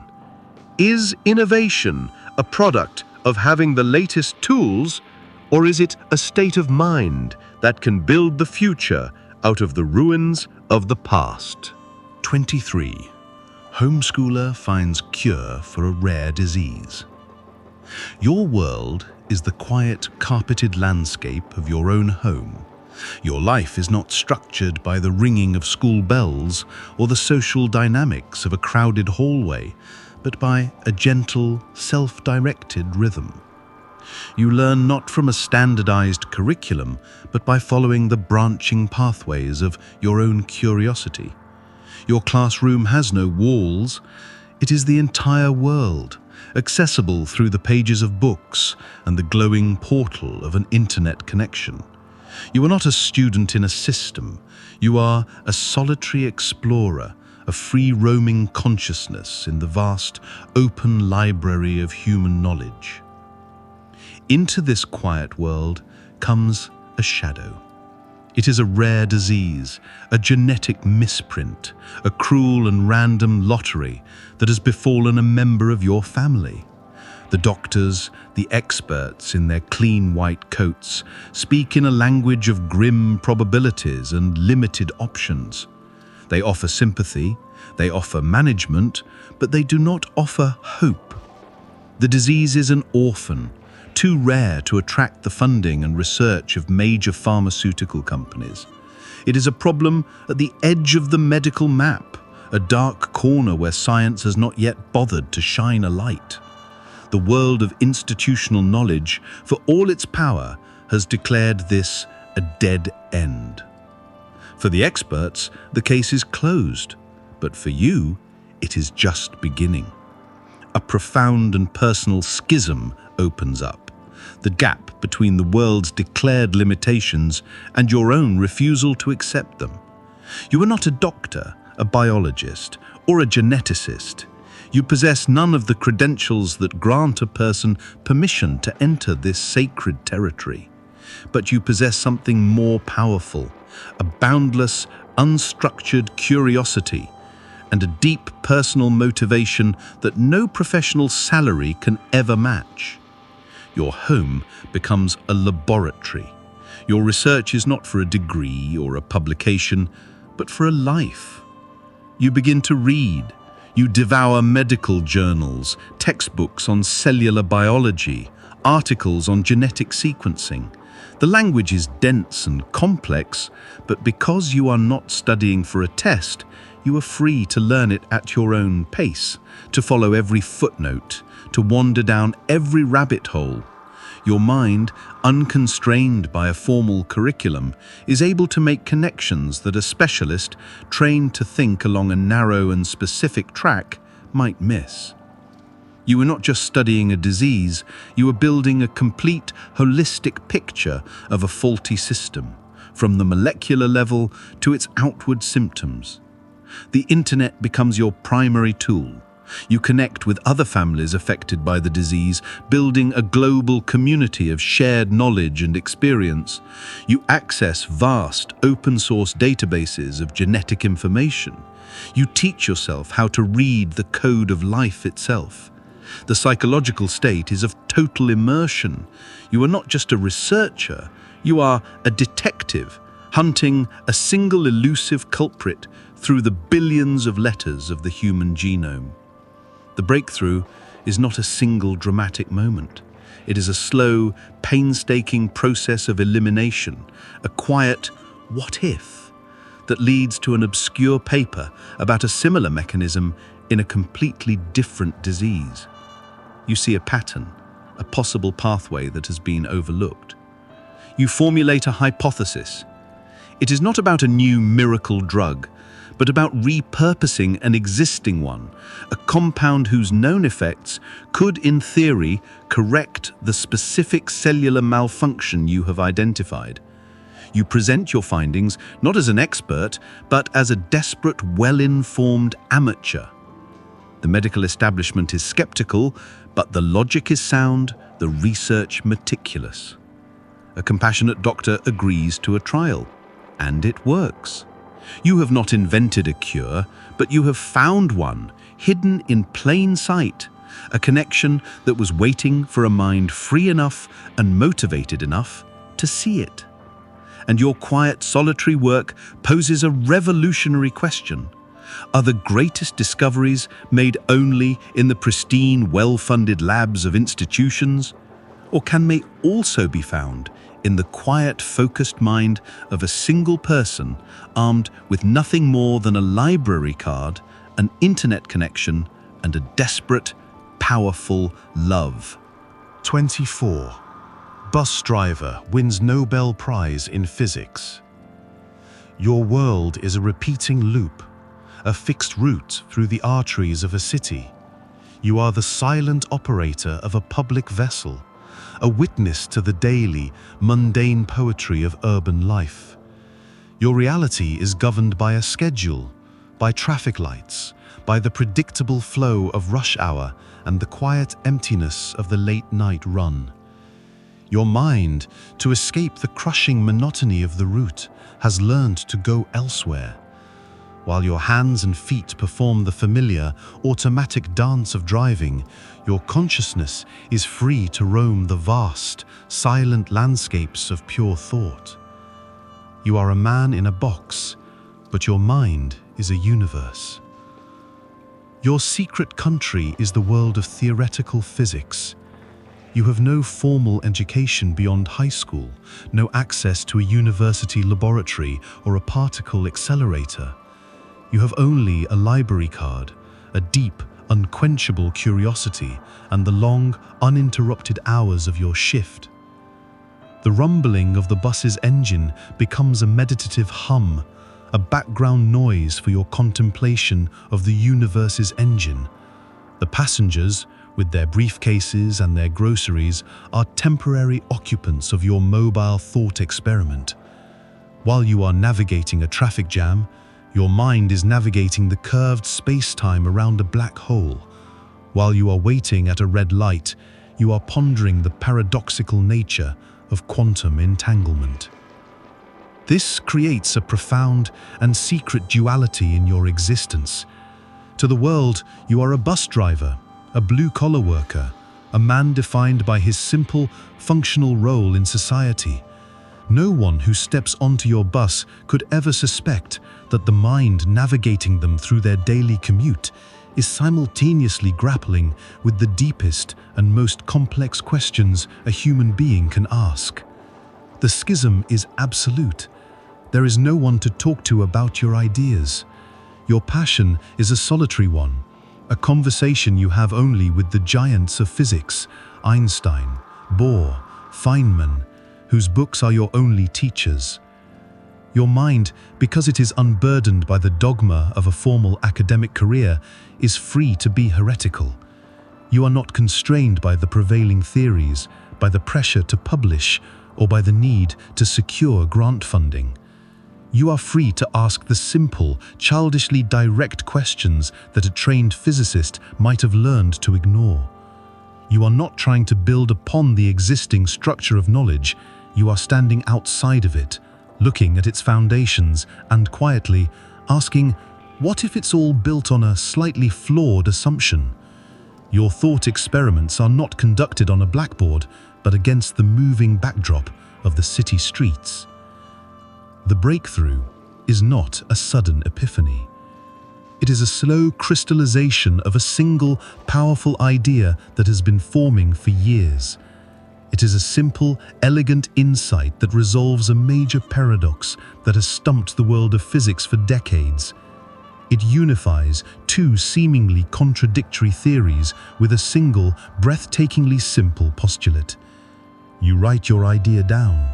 The paper is not filled with complex equations. It is a work of pure, lucid, logical prose. It is the kind of thinking that a child could understand, yet it has profound implications for the nature of reality. You send your paper to a prestigious physics journal. It is an act of quiet, almost hopeless faith. It is almost discarded, mistaken for the work of a crank. But a junior editor reads it and is captivated by its strange, simple clarity. It is passed up the chain, and soon the world of physics is in an uproar. The idea is revolutionary, undeniable, and it came from a city bus driver. When you are awarded the Nobel Prize, the world sees a fantastical fairy tale story, but it is not a fairy tale. It is a testament to the fact that the universe does not discriminate. It does not care about your credentials or your profession. It whispers its secrets to anyone who is willing to listen with enough patience, enough humility, and enough quiet, uninterrupted time to think. And your life poses a silent, fundamental question. Is the next great leap in human understanding waiting in a well-funded laboratory, or is it waiting for a red light to change on a quiet city street? 25. Isolated tribe develops a unique counting system. Your world is an island, a green, breathing entity surrounded by an endless expanse of blue. For generations, this has been the entire universe, a self-contained reality with its own gods, its own history, and its own unbreakable rhythms. The world beyond the reef is a myth, a story for children. Your language is born of this place. Its words are shaped by the texture of the leaves, the patterns of the fish, the cycles of the moon. It is a language perfectly suited to describe every nuance of your existence, a tool honed by centuries of shared, isolated experience. Into this world comes a new kind of observer, the anthropologist, the linguist. They arrive with their notebooks and their theories, their minds filled with the established structures of human thought. They know that all cultures eventually develop a system for counting. It is a universal human impulse, the need to answer the question, how many? They assume your system will be a variation on a familiar theme, based on 10 fingers or perhaps 20 fingers and toes. They are searching for a pattern they already recognize. But they cannot find one. They ask you, how many coconuts are in this pile? And you give an answer. They add one, and you give a different answer. They add another, and you give a third, seemingly unrelated answer. To the outside world, your system is chaos. It appears to be a random collection of words, a counting system with no internal logic, no predictable sequence. It is a mathematical dead end, a fascinating but ultimately primitive anomaly. They see your people as a strange exception to a universal rule, a culture that somehow never developed the basic linear concept of a number line. The schism is one of perception. The observers are trying to impose their reality, a reality of abstract, interchangeable units, onto yours. They cannot see that you are not answering the question they are asking. You are not counting how many. You are describing what kind. Your language has not developed a system for abstract quantity because the concept is alien to your worldview. Your counting system is actually a rich, poetic, and deeply logical system of classification. The word you use for 3 coconuts is not the number 3 applied to a noun. It is a single, unique word that means a small, stable pile of coconuts. The word for 4 coconuts is a different, unique word meaning a pile of coconuts that is now large enough to share. This is a profound psychological difference. The outside world sees numbers as a tool for abstracting objects from their context, for making them all the same. Your system does the opposite. It embeds every object more deeply into its context. The number changes based on the object's function, its social meaning, its relationship to the people who are using it. A canoe is counted with a different set of words than a fish. A child is counted with a different set still. This is not a failure to develop a system. It is a development of a system so nuanced and so tied to your specific reality that it is invisible to an outside perspective. When the linguists finally decipher the code, they are stunned. They have not discovered a primitive counting system. They have discovered a form of mathematics that is interwoven with poetry, philosophy, and social structure. It is a system that does not ask how much, but what is its nature and what is its purpose. It reveals a worldview where the relationships between things are more important than their quantity. And your tribe, in its quiet isolation, has been a custodian of this entirely different way of seeing reality. Your language poses a silent, fundamental challenge to the entire world of Western thought. Is the purpose of a number to count things, or is it to understand them? And what have we lost by choosing a system that makes everything the same, instead of one that celebrates how everything is different? Factory worker revolutionizes sports. Your life is a world of prescribed motion. You're a component in a vast industrial machine, your movements dictated by the relentless rhythm of the assembly line. 8 hours a day, you perform the same precise, efficient task, a small human gear in a system designed to create identical products. Your body is a tool, trained to a point of automaticity where conscious thought is no longer required. In this state of physical monotony, your mind is set free. It is a quiet rebellion, an internal escape from the crushing repetition of your reality. Your mind drifts to a different kind of motion, a world of fluid grace and explosive power, the world of sports. You watch the games on a small television in the break room, a fleeting glimpse into a universe of freedom and unpredictability that stands in stark contrast to your own. You see athletes, celebrated as modern-day gods, perform incredible feats of strength and skill.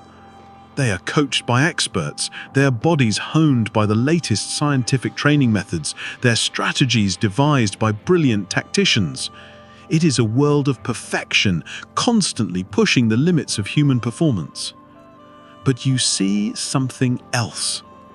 Because your own body is so intimately familiar with the principles of repetitive, efficient motion, you begin to see the flaws. You see the subtle, wasted energy in a pitcher's throw. You see the slight imbalance in a batter's swing. You see the inefficient angle of a runner's stride. To the celebrated experts, these are the perfected forms of the sport, the way it has always been done. To you, a man whose entire existence is a study in the economy of movement, they look like unsolved problems. You see a system that is powerful, but not yet perfect. This creates a quiet, intellectual schism. You, a factory worker with no athletic background and no scientific training, believe you can see a better way. The idea is absurd, arrogant, and you keep it to yourself for years. It is your private thought experiment, a game you play in your head to pass the long, monotonous hours.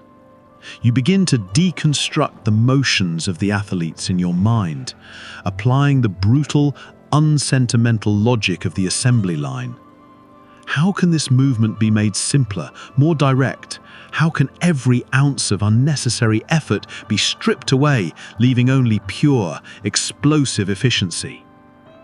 Your breakthrough is not born from studying kinesiology, but from observing the rhythmic, powerful motion of a pneumatic press on the factory floor. It is a movement of pure, linear force, with no wasted arc, no elegant follow-through. It is ugly, but it is brutally effective. You begin to sketch out a new way to throw a ball, a new way to swing a bat. Your designs ignore tradition and aesthetics entirely. They are based on a radical, almost inhuman efficiency. They are the movements of a machine, not a man. You send your ideas, scrolled on notebook paper, to a professional team. They are met with ridicule, the ramblings of a crackpot. But a young, open-minded coach, desperate for an edge, decides to try your strange, ugly-looking techniques.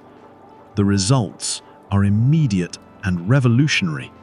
The pitcher's speed increases dramatically. The batter's power becomes almost mythical.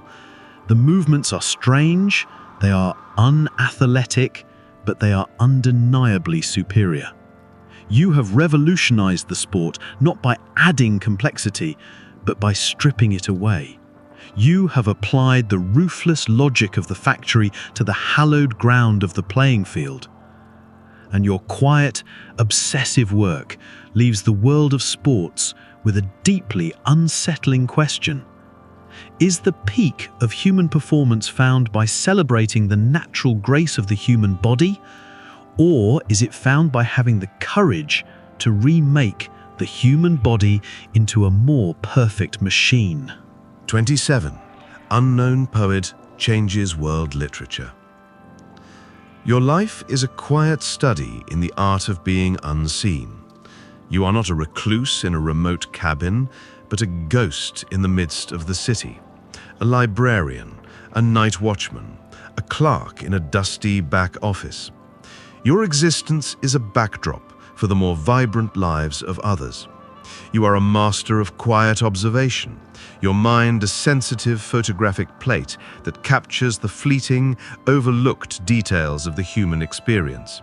The way a stranger's hand trembles as they light a cigarette, the sound of laughter from an apartment window late at night, the particular sadness of a wilting flower in a hospital waiting room. You are a poet, but your work is a secret you keep from the world. You do not seek publication, you do not attend workshops, you do not dream of literary fame. To do so would be to shatter the delicate, invisible membrane that allows you to see the world as you do. The act of writing, for you, is not a performance.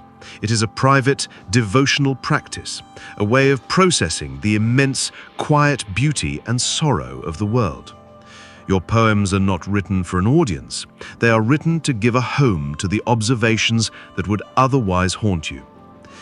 This creates a profound and complete separation between your life and your art. Your poems are not about the grand, dramatic themes that occupy the celebrated poets of your time. They are not filled with loud intellectual pronouncements or dazzling complex metaphors. They are small, quiet, and perfectly clear. They are built from the simplest of words, arranged with a jeweler's precision. Each poem is a small, clear window looking out onto a single, ordinary moment. But it is a window that has been so perfectly polished that the moment becomes luminous, transcendent, and universal. Your style is born from your life. Because you are invisible, you learn to write with an invisible hand. The poet's ego, the I that dominates so much of literature, is almost entirely absent from your work. The poems do not feel written. They feel as if they have always existed, like smooth, weathered stones that you have simply picked up and presented. They are the product of a mind that has so completely effaced itself that it has become a pure conduit for the world it observes. It is a level of artistic humility that is radical and almost entirely extinct in your era. You live your quiet life and you die your quiet death, leaving behind a single small, hand-bound manuscript of your poems on your bedside table. It is found by chance by a landlord clearing out the room, and it is saved from the trash by an improbable whim. It is passed from hand to hand, a quiet, viral phenomenon, until it reaches a publisher. When the book is printed, it is a literary event unlike any other. It lands in the world of literature like a silent, falling stone in a noisy, churning river. The book changes everything. Its quiet, clear-eyed honesty makes the celebrated, loud poetry of the era suddenly seem hollow and overwrought. It teaches a generation of writers that the most profound statements can be made in the quietest of voices. It becomes one of the most beloved and influential books of the century. But its author remains a mystery, a ghost. The world knows your name, but it does not know your life. And the enduring, quiet power of your work leaves the literary world with a timeless, challenging question. Is literature changed by the voices that shout the loudest and demand to be heard?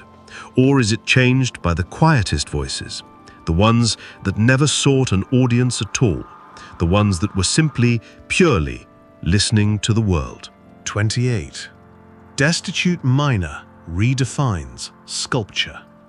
Your world is the deep, suffocating dark, a place where the sun is a distant memory and the air is thick with the taste of coal and stone. Your life is a brutal, physical dialogue with the earth's ancient bones. You are not a man who works on the land, you work in it. A human mole, carving out a living from the planet's deepest, most stubborn veins. Your hands are not tools for creation, but instruments of extraction, calloused and stained from a lifetime of breaking rock. You do not think in terms of form and beauty, but in terms of fissures, stress points, and the ever-present threat of collapse. This existence instills in you a unique and profound understanding of material. You know stone not as an artist knows it, as a passive block of marble waiting to be shaped, but as a miner knows it, as a living, breathing entity with its own history, its own will, its own internal tensions. You can feel the story of a rock in your hands. You can read the lines of pressure that have been laid down over 1,000,000 years. You can sense the hidden flaw, the secret heart of the stone, the precise point where it will yield. This is not a learned skill. It is a primal, tactile knowledge, a language spoken between your body and the deep earth. When the mind closes, your world is taken from you. You are left on the surface, a man of the deep dark, blinking in the harsh, unfamiliar light. Your skills rendered obsolete. You are destitute, a ghost haunted by the memory of the earth's pressure. You begin to wander the slag heaps, the mountains of discarded rock that surround the dead mind like a graveyard. To others, this is a landscape of industrial ruin. To you, it is a vast open-air library of materials you understand better than you understand yourself. You see not waste, but a collection of silent, waiting forms. A new, quiet impulse begins to stir within you. It is not an artistic ambition, it is a continuation of the only dialogue you have ever known. You pick up a piece of discarded coal, a lump of granite. You do not see a blank canvas. You see a form that is already there, a shape that the earth itself has already begun to create. Your work is not to impose your will upon the stone, but to collaborate with it. You do not carve a sculpture from the rock. You release the sculpture that is already sleeping within it. Your tools are not the fine chisels of a sculptor, but the worn, heavy tools of a miner, a hammer, a wedge, a pick. The process is a slow, patient conversation. You strike the stone not to break it, but to listen to its response. You follow the natural grain, the existing fault lines. You are not an artist creating a form, you are a midwife helping a form to be born. The shapes that emerge are strange, raw, and powerful. They are not representations of people or objects. They are pure, elemental forms, the embodiment of stress, of pressure, of time, of the immense geological forces that created them. When your work is discovered by the outside world, it shatters the established definitions of sculpture. The art world does not know what to make of it. These objects are not carved, they are not molded, they are not constructed. They seem to have been made by the earth itself. They possess a raw, primal power that makes the polished, intentional works in galleries seem tame and lifeless. You have not just created a new style of art, you have redefined the very relationship between the artist and the material. And your work, born from the darkness of the earth, poses a fundamental question to the world of art. Is a sculptor a master who imposes their vision upon a passive material, or is the truest sculptor a humble servant who listens to the material and helps it speak its own name? 29. Shoemaker crafts unbreakable code. Your world is a small, quiet workshop, a space that smells of leather, wax, and time. Your life is a study in precision, a daily practice of quiet, focused craftsmanship. You are a shoemaker, a master of an ancient and dying art. Your hands, stained and strong, know the intimate language of your materials. You understand the subtle give of the leather, the precise tension of a well-pulled stitch, the perfect, unique geometry that can comfortably hold a human foot. Your mind is a repository of physical knowledge, a place where abstract concepts like stress and support are understood as tangible, solvable problems. You live in a time of growing shadows, a world on the brink of a war fought not just with soldiers, but with whispers. The air is thick with secrets, with the urgent need for messages that can pass unseen, unheard, and unread. The world of espionage, of complex cryptographic machines and brilliant academic codebreakers is a universe away from your quiet, humble trade. You are just a simple craftsman, a man who minds his own business. But you are also a patriot, a quiet observer who understands that the war will be won or lost in the silent, invisible realm of information. The problem of creating an unbreakable code becomes your private intellectual obsession. It is a puzzle you ponder in the long, quiet hours at your workbench. You have no knowledge of advanced mathematics or linguistic theory. Your mind does not think in those terms. Instead, you approach the problem as a craftsman. You see it not as a problem of language, but as a problem of structure. How do you create a system that is infinitely complex on the inside, but appears simple and unremarkable on the outside? How do you hide a secret not in a locked box, but in plain sight? The inspiration, when it comes, is not from a book. It comes from the tools of your own trade. You are looking at your stitching awl, at the way it punches a series of perfectly spaced, regular holes in a piece of leather. And you are looking at your threads of different colors and thicknesses. A quiet, profound idea begins to form. The solution is not in the letters, it is in the stitches. You realize that you can translate the alphabet into a complex, multi-layered system based on the physical characteristics of a shoemaker's work. The precise spacing of the stitch holes, the type of knot used, the color of the thread, the tension of the stitch itself. This creates a code of almost unimaginable complexity. It is a system with millions of possible variations, a language hidden not in what is written, but in how an object is made. You devise a method where a secret message can be encoded into the stitches of a shoe, a belt, or leather pouch. To the enemy's inspector, it is just a common, everyday object, crudely but strongly made. They would never think to look for a message in the very fabric of its construction. They are searching for hidden compartments, for microdots, for invisible ink. They are searching for a secret that is hidden. They cannot conceive of a secret that is the object itself. You pass your system, a simple hand-drawn chart and a sample shoe, to the intelligence services. It is met with skepticism, then with dawning, stunned realization. The professional cryptographers, with all their complex machinery, cannot break it.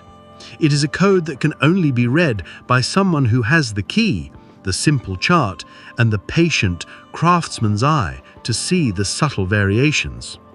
Your code is adopted, and it saves countless lives, transmitting vital information under the very noses of the enemy. You ask for no recognition, no reward, and you return to your quiet life at the workbench. And your humble, ingenious creation leaves the world of intelligence with a deeply unsettling question. Is the most secure secret the one that is protected by the most complex lock? Or is it the one that is hidden so perfectly in the fabric of the ordinary that no one would ever think to look for it at all? 30. Widow engineers earthquake-proof home.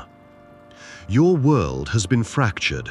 An earthquake, a violent, indifferent shudder of the earth, has taken everything from you.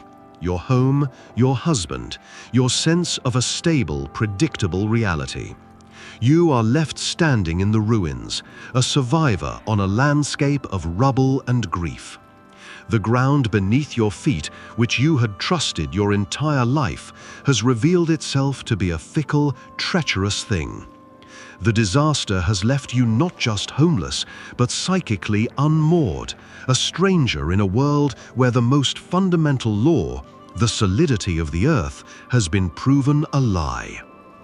This experience rewires your mind. You are no longer just a person living on the Earth.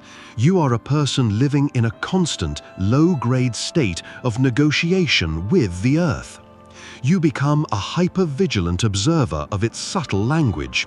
You feel the small tremors that others ignore. You notice the new cracks in the pavement. You are consumed by a single, all-encompassing question. How can you build a life on ground that you know can, at any moment, turn to liquid? The grief and the fear coalesce into a powerful, focused resolve. You will not be a victim again. You will learn the language of the shaking earth, and you will build an answer. You have no formal training as an architect or an engineer. You are a widow, a homemaker, a person whose knowledge is practical, domestic, and grounded. But you begin to study. You do not study complex architectural theories. You study the natural world. You watch how a tree bends in a high wind, its deep roots providing a flexible anchor. You watch how a spider's web, a structure of immense strength and lightness, absorbs the impact of a struggling insect. You see how nature has already solved the problem of surviving in a dynamic, unpredictable world. It does not fight the forces, it yields to them, it absorbs them, it dances with them. A profound schism opens between your thinking and the conventional wisdom of engineering. The standard approach to earthquake-proofing is to make a building more rigid, stronger, more resistant to the shaking. It is an attempt to defy the earthquake, to fight it. You realize this is a fool's errand. You cannot fight the earth. You must learn to move with it. The central insight that forms in your mind is not one of rigidity, but of separation. The house must not be a part of the ground.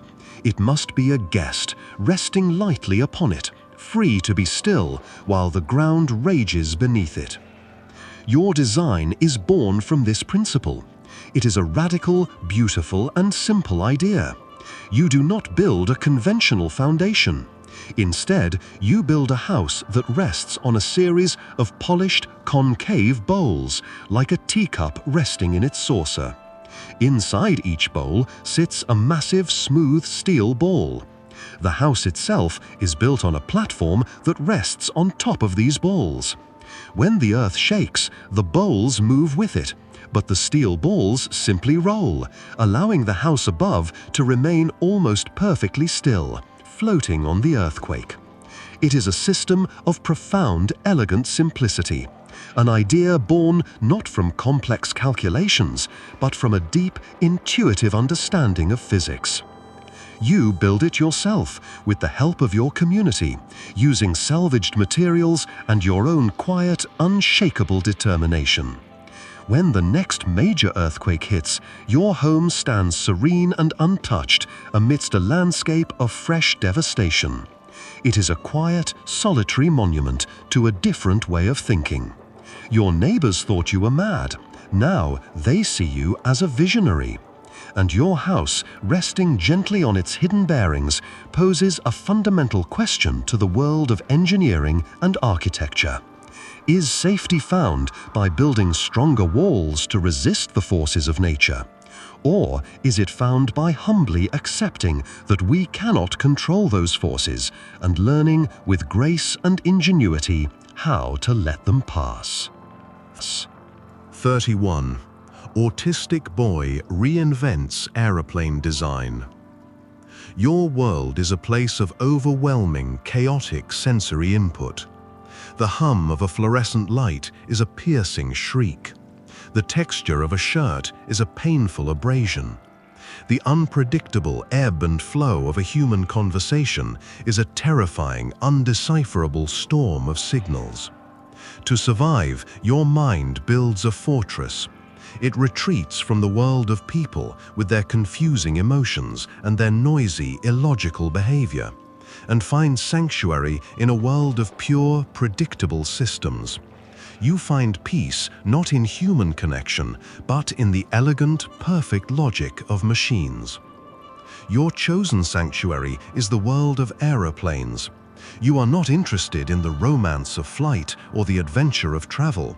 You are captivated by the aeroplane as a system, a beautiful, self-contained universe of physical laws. You can spend hours watching them, not as objects, but as expressions of aerodynamic principles. You see the elegant curve of a wing, the precise angle of a tail fin, the complex dance of the flaps and ailerons. To others, it is just a plane taking off. To you, it is a symphony of physics, a perfect, logical poem written in metal and air. This intense, focused interest is not a hobby. It is the central organizing principle of your consciousness. You do not just observe aeroplanes, you consume them. You absorb every detail, every specification, every blueprint you can find. Your mind becomes a vast internal library of aeronautical design. You build them in your head, piece by piece. You fly them in perfect, silent simulations within your own mind. You understand the aeroplane not as an engineer is taught to understand it, through a series of equations and formulas, but as a native of that world understands it. You have a deep, intuitive, almost physical feel for the flow of air over a surface. A quiet dissonance begins to form in your mind. It is a subtle flaw in the perfect system. You begin to see the compromises, the inefficiencies, the moments of brute force in conventional aeroplane design. The established forms, refined over a century of aviation, begin to look clumsy to you, illogical. You see how the wings fight the air as much as they work with it. You see the immense, wasteful power required to overcome a fundamentally flawed design. The problem is not with the execution, but with the core concept itself. The experts are all working within a paradigm, a set of assumptions that have not been questioned for generations. Your mind, because it is not constrained by conventional thinking or social learning, is free to abandon the paradigm entirely. You are not trying to improve the existing design. You are starting from a blank slate, guided only by the pure first principles of fluid dynamics that you feel so intuitively. You begin to sketch. The aeroplane that emerges from your drawings is a strange and alien creature. It does not have separate wings and a fuselage. It is a single, seamless, organic shape, a flying wing that looks more like a bird or a rayfish than a machine. It is a design born not from tradition, but from a deep, empathetic listening to the language of the air itself. You have no way to share your discovery. You are a boy in your bedroom, filling notebooks with designs that would be dismissed as the fanciful drawings of a child. But your work is found, seen by someone who can recognize the shocking, revolutionary genius in its strange, elegant forms. When the designs are tested in a wind tunnel, they perform with an efficiency that is almost unbelievable, shattering the known limits of aeronautical engineering. And your silent, solitary work, born from a mind that had to build its own world to survive, poses a profound question to the nature of innovation. Does progress come from the collaborative, incremental work of neurotypical minds, all following the same set of established rules? Or does the next great leap sometimes require a mind that is wired so differently that it can see a truth that the rest of the world has been trained not to see? 32. Housewife solves unsolvable equation. Your world is a quiet, domestic symphony of repeating rhythms.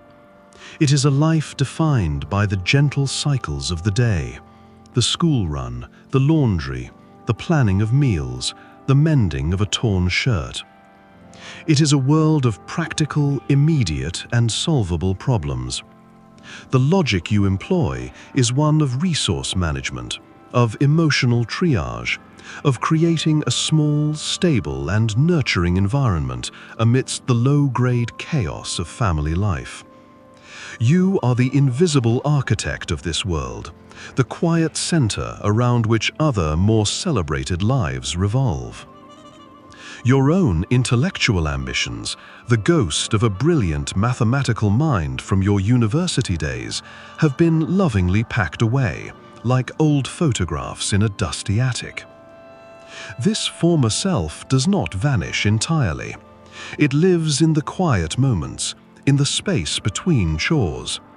While you are kneading dough, your hands performing a familiar automatic task, your mind wanders back to the beautiful, crystalline world of pure mathematics. You remember the elegant thrill of a difficult proof, the deep satisfaction of a complex problem resolving into a simple, perfect answer. It is a quiet, secret nostalgia for a country you once inhabited, a language you once spoke fluently. Then you encounter the ghost again. It appears in a magazine article, a pop science feature about a famous, unsolvable equation. It is a problem that has stumped the greatest mathematical minds for generations, a notorious monster that has consumed entire careers. The experts have declared it a paradox, a knot that cannot be untied. You read the article with a quiet, detached amusement. But the equation itself, in its strange, elegant formulation, snags in your mind. It does not feel like a monster. It feels like a familiar, unsolved chord. The equation becomes your secret companion. It is a puzzle you work on in your head while waiting in the carpool line, a problem you doodle on the back of a grocery list. It is a quiet, intellectual game, a way to exercise a part of your mind that has been dormant for years. You are not trying to solve it to achieve fame or prove a point. You are simply engaging with it out of pure, uncluttered curiosity, for the love of the puzzle itself. This creates a profound psychological freedom. You are not burdened by a reputation, by the pressure of your peers, by the weight of the problem's history. You are approaching it with fresh eyes. Because your daily life is a constant exercise in managing complex, interacting systems, the intersecting schedules of your children, the budget, the household inventory, your mind has developed a unique kind of practical, holistic logic. You see the equation not as a linear problem to be attacked head-on, but as a system of interconnected relationships. The key, you realize, is not in adding more computational power, but in reframing the question. You see a connection, a symmetry, between this famous unsolvable problem and a different, obscure branch of mathematics you vaguely remember from an old textbook, a field that everyone else had dismissed as a useless theoretical novelty. The solution, when it arrives, is not a flash of lightning. It is a quiet, dawning realization, a moment of immense, simple clarity. You see that by applying the logic of this forgotten field, the knot of the equation simply dissolves. The paradox vanishes. You write out the proof, a work of breathtaking elegance and simplicity, on your kitchen table next to a child's half-finished drawing. You send it with a simple, unassuming letter to the university mathematics department. The response is a cascade of disbelief, followed by stunned, revolutionary acceptance. You, a housewife, have solved the unsolvable. Your name is celebrated, your story told as a miracle. But you know it was not a miracle. It was the product of a mind that was uniquely prepared, a mind that never lost its love for a beautiful problem, and a life that gave you the quiet, unpressured space to finally solve it. And your work asks a silent question of the academic world. Are the greatest problems solved only by those who dedicate their entire lives to them in a formal setting? Or can they sometimes only be solved by a brilliant mind that has had the time and the distance to see the forest for the trees? 33. Recluse invents global social network. Your world is a fortress built against the noise of human interaction.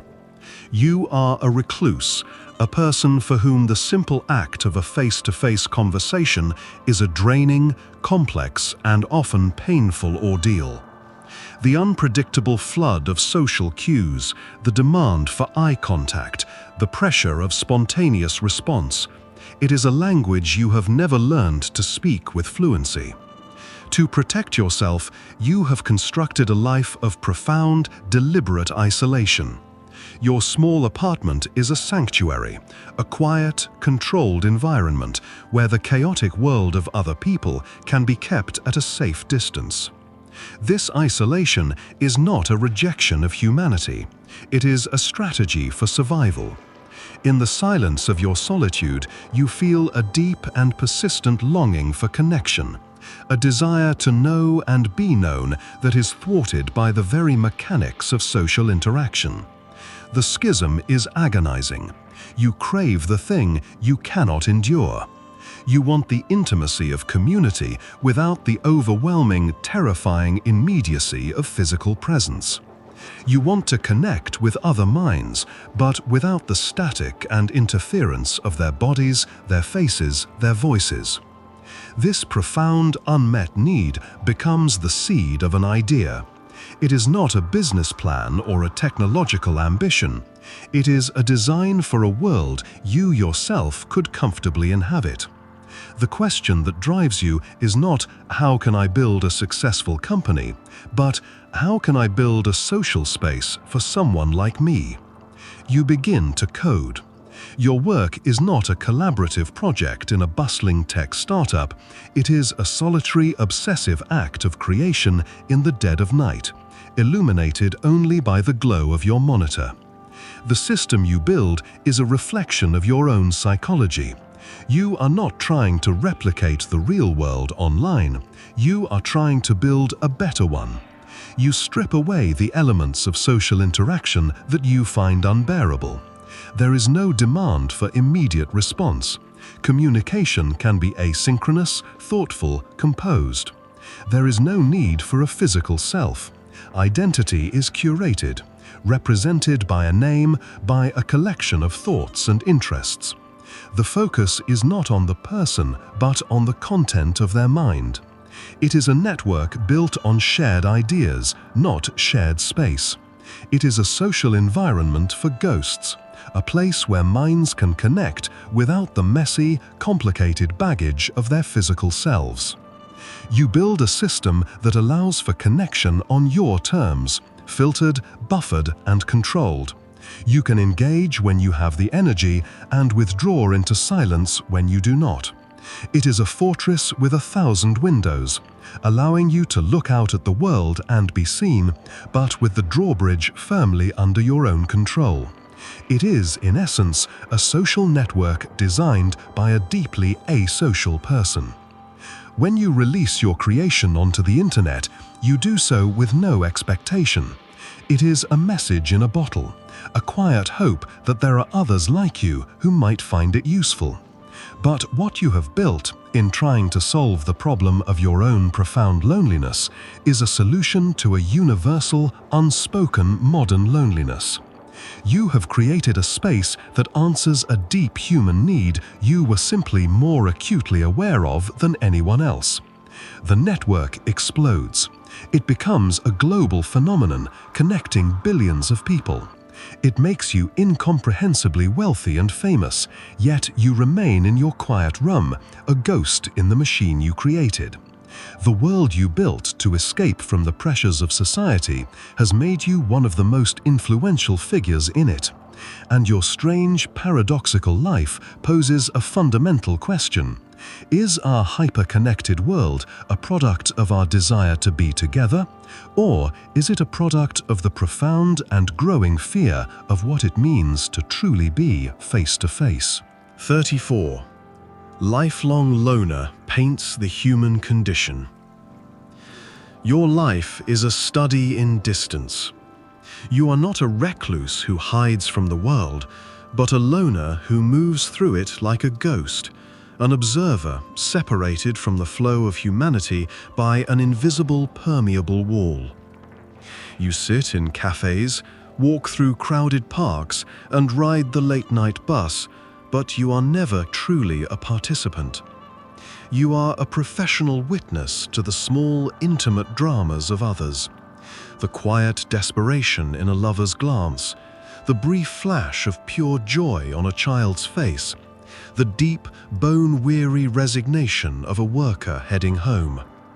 You are a collector of these moments, a silent archivist of the emotions that flicker across the faces of strangers.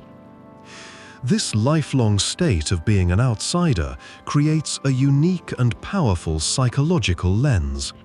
You are not caught up in the messy, complicated, and distracting business of your own relationships.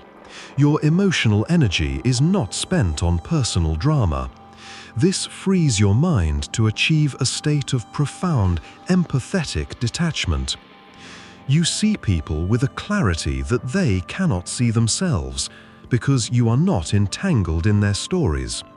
You see the universal patterns of hope, fear, love, and loss that lie beneath the surface of their individual lives. The canvas is your only confidant, the only place you can process the immense, silent weight of what you see. Painting for you is not an act of self-expression. You have little interest in expressing your own feelings. You are far more interested in the feelings of others. It is an act of translation. You are trying to render the subtle, unspoken language of the human heart into pigment and light. Your small, quiet apartment is not a studio. It is a laboratory where you analyze and distill the raw data of the human condition. Your paintings are not portraits of specific people. They are portraits of moments, of feelings. A painting might show a figure hunched over a cup of coffee, but the true subject is the precise, crushing weight of urban loneliness. Another might show two figures silhouetted against a window, but the subject is the fragile, unspoken tenderness that exists in a quiet moment between two people. You paint with a kind of brutal empathy. There is no sentimentality in your work, no attempt to idealize or flatter. You simply paint what you see, with a clarity that is both devastating and deeply compassionate. You do not seek exhibitions or gallery representation. The idea of your work being seen, judged, and commercialized is deeply unsettling to you. It would violate the quiet, private nature of your relationship with the world. You are painting for an audience of one, yourself. The work is its own reward, a way of making sense of the beautiful, tragic, and endlessly fascinating spectacle of humanity. You are a visual philosopher, using your brush to ask the most profound questions about who we are. When your work is discovered after your death, a lifetime of paintings stacked against the walls of your small apartment, the art world is stunned into silence. It is a body of work that seems to have come from nowhere, created by a man no one knew. The paintings are immediately recognized as masterpieces, works that capture the very essence of the modern human experience with a power and clarity that no other artist of your generation achieved. Critics and historians try to piece together the story of your life, but they find only a quiet, solitary existence, a life lived in the margins. And your silent, powerful legacy leaves the world with a challenging question. Is the human condition best understood by those who are deeply immersed in the chaotic dance of life, or is it best understood by the quiet loner, the one who stands silently at the edge of the ballroom watching everyone else dance? 35. Street Kid creates new math proof. Your world is a chaotic, unpredictable system of survival. You have no home, no schedule, no safety net. Your reality is a concrete landscape of alleyways, underpasses, and crowded shelters. Your mind, from a young age, has been forged into a tool for rapid, high-stakes pattern recognition. You are not learning from books, you are learning from the city itself. You can read the subtle shifts in a crowd's mood, the geometry of the safest escape routes, the complex, unwritten rules of street economies. You are a master of applied, intuitive logic, a mathematician of the immediate. Your theorems proven by whether you eat or go hungry, whether you stay warm or freeze. In this world of harsh physical reality, you discover a secret, abstract sanctuary. It is the public library. For you, it is not a place of quiet study, but a warm, safe haven. And in this haven, you discover a different kind of system, one of pure, perfect, and incorruptible order, the world of mathematics.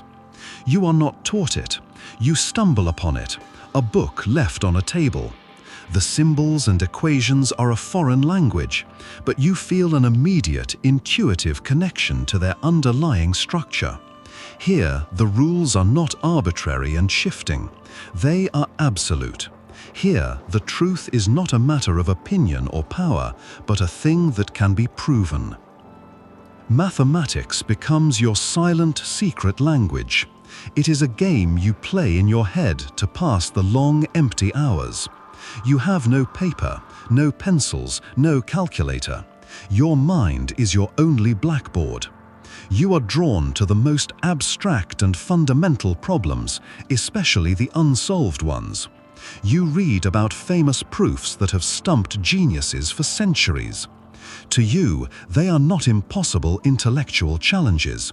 They are beautiful, symmetrical puzzles, a form of mental architecture that you can explore and inhabit. This creates a profound schism in your existence. You live a double life.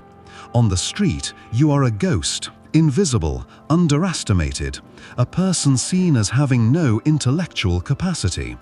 In the quiet, private world of your mind, you are a peer of the greatest mathematical thinkers in history, walking through the same elegant, abstract landscapes. Your mind, because it is unburdened by a formal education, is free from the established pathways of thought. You are not taught the correct way to approach a problem, so you are free to find your own. You begin to work on a famous unsolved proof. You are not trying to solve it, you are just playing with it, turning it over in your mind, looking at it from strange, unconventional angles. Your approach is not linear, it is visual, intuitive, almost physical. You see the problem not as a string of symbols, but as a shape, a structure. You see a flaw in its foundation, a hidden assumption that everyone else has accepted for centuries. Your mind, trained to find the weak point in any system, has found the weak point in a system of pure logic. The proof you construct is not written in the dense, formal language of academic mathematics. It is a work of breathtaking, almost brutalist simplicity. It is a proof that relies on a single, powerful, and previously unseen logical leap. You write it down on a piece of scrap paper, and with a mix of fear and defiance, you mail it to a university's mathematics department. The paper is almost thrown away, but someone sees the strange, elegant power in its reasoning. They realize that a street kid with no name and no education has solved a problem that had been declared unsolvable. And your anonymous, brilliant proof poses a radical question to the world of academia. Is mathematical genius a product of years of formal training and access to resources? Or is it a fundamental way of seeing the world, a raw, powerful logic that can be forged in the harshest of conditions? 36. Old soldier builds a solar car. Your world was once a place of violent, mechanical certainty. As a soldier and a mechanic, your reality was defined by the raw, uncompromising logic of the internal combustion engine. You understood the universe through the smell of diesel, the feel of a greasy wrench in your hand, and the deafening roar of a well-tuned machine. Power was a thing you could hear, a force you could feel vibrating in your chest. The solutions to problems were direct, physical, and often brutal. A bigger engine, a stronger gear, more fuel. This was the language you spoke, a language of controlled explosions and brute force engineering. Now, your world is one of quiet, restless retirement. The wars are over. The engines you once mastered are obsolete memories. You live in a small house in the desert, a place where the silence is as vast and powerful as the roar of any tank. The sun is not just a source of light and heat. It is a relentless, oppressive presence, a force of immense, untapped energy. You sit on your porch and feel this silent, steady power beating down, and a deep, mechanical dissatisfaction begins to stir within you. All this energy wasted, while the world still worships the noisy, inefficient ghost of the explosions you know so well. This dissonance between the silent, infinite power of the sun and the loud, finite power of the engine becomes your final mission. You are an old soldier, but you have found a new, undeclared war. A war against waste, a war against the tyranny of the explosion. You decide to build a car that runs on the silence of the sun. You have no training in electrical engineering, no knowledge of photovoltaics. You are a man of pistons and gears, a relic from a different technological age. But you have a lifetime of practical, hands-on knowledge. You see the problem not as one of electronics, but as one of systems. You know how to build a chassis that is both strong and light. You know how to minimize friction in a drivetrain. You know how to salvage parts and make them do things they were never designed to do. Your garage becomes your workshop, a laboratory for your quiet, one-man revolution. You read old textbooks from the library, teaching yourself the basic principles of electricity with the same focused determination you once used to memorize the schematics of a tank engine. The car you build is a strange, beautiful hybrid of old and new. The chassis is a masterpiece of minimalist, mechanical design, built from scrap metal and an old dune buggy frame. The solar panels, bought cheap and slightly damaged, are wired together with a painstaking trial and error logic. The electric motor is salvaged from a golf cart. It is a machine built not with a computer, but with a welder, a wrench, and an old soldier's stubborn refusal to fail. It is a work of brutalist elegance, a testament to practical, hands-on ingenuity. The first time you drive it, silently gliding across the desert floor with no sound but the crunch of tires on sand, it is a moment of profound, personal victory. You have taken the two great forces that have defined your life, the machine and the sun, and you have forced them into a new, harmonious alliance. You have created a machine that runs not on a violent, contained explosion, but on a quiet, steady, and infinite stream of power. And your silent, solar-powered car, parked in the harsh desert light, poses a quiet question to a world still addicted to the roar of the engine. Does progress always come from the next great complex invention? Or can it sometimes come from an old soldier who simply decides to build a more sensible and quieter world with his own two hands? 37. Nomad predicts weather with no tools. Your world is a map that is constantly being redrawn. You are a nomad, a member of a people whose home is not a place but a path, a cyclical journey across a vast and unforgiving landscape. Your life is a continuous, intimate dialogue with the natural world. You do not see the environment as a backdrop for your life. You see it as a living, breathing entity, a powerful and often unpredictable partner. Survival depends not on controlling this partner, but on understanding its subtle, non-verbal language. Your existence is a testament to the art of deep, attentive listening. The most critical part of this language is the weather. To a person in a city, the weather is an inconvenience, a topic for small talk. To you, it is a matter of life and death. An unexpected storm can scatter your herd. A sudden drought can parch the grazing lands. A shift in the wind can mean the difference between a safe passage and a fatal one. You have no access to the tools of the modern meteorologist. No satellites, no radar, no complex computer models. Your instruments are your own senses, honed by generations of focused, high-stakes observation. This creates a psychological state that is almost incomprehensible to the outside world. You have cultivated a form of systemic, holistic perception. You do not see the world as a collection of separate objects. You see it as a single, interconnected system. When you predict the weather, you are not performing a single calculation. You are synthesizing thousands of tiny, seemingly unrelated data points. You feel the subtle shift in the air pressure on your skin. You notice the unusual behavior of a certain species of insect. You observe the shape and color of the clouds at sunset, not as a beautiful picture, but as a complex diagnostic report. You can taste the coming rain in the dust. Your knowledge is not a set of memorized rules, but a deep, intuitive feel for the personality of the landscape.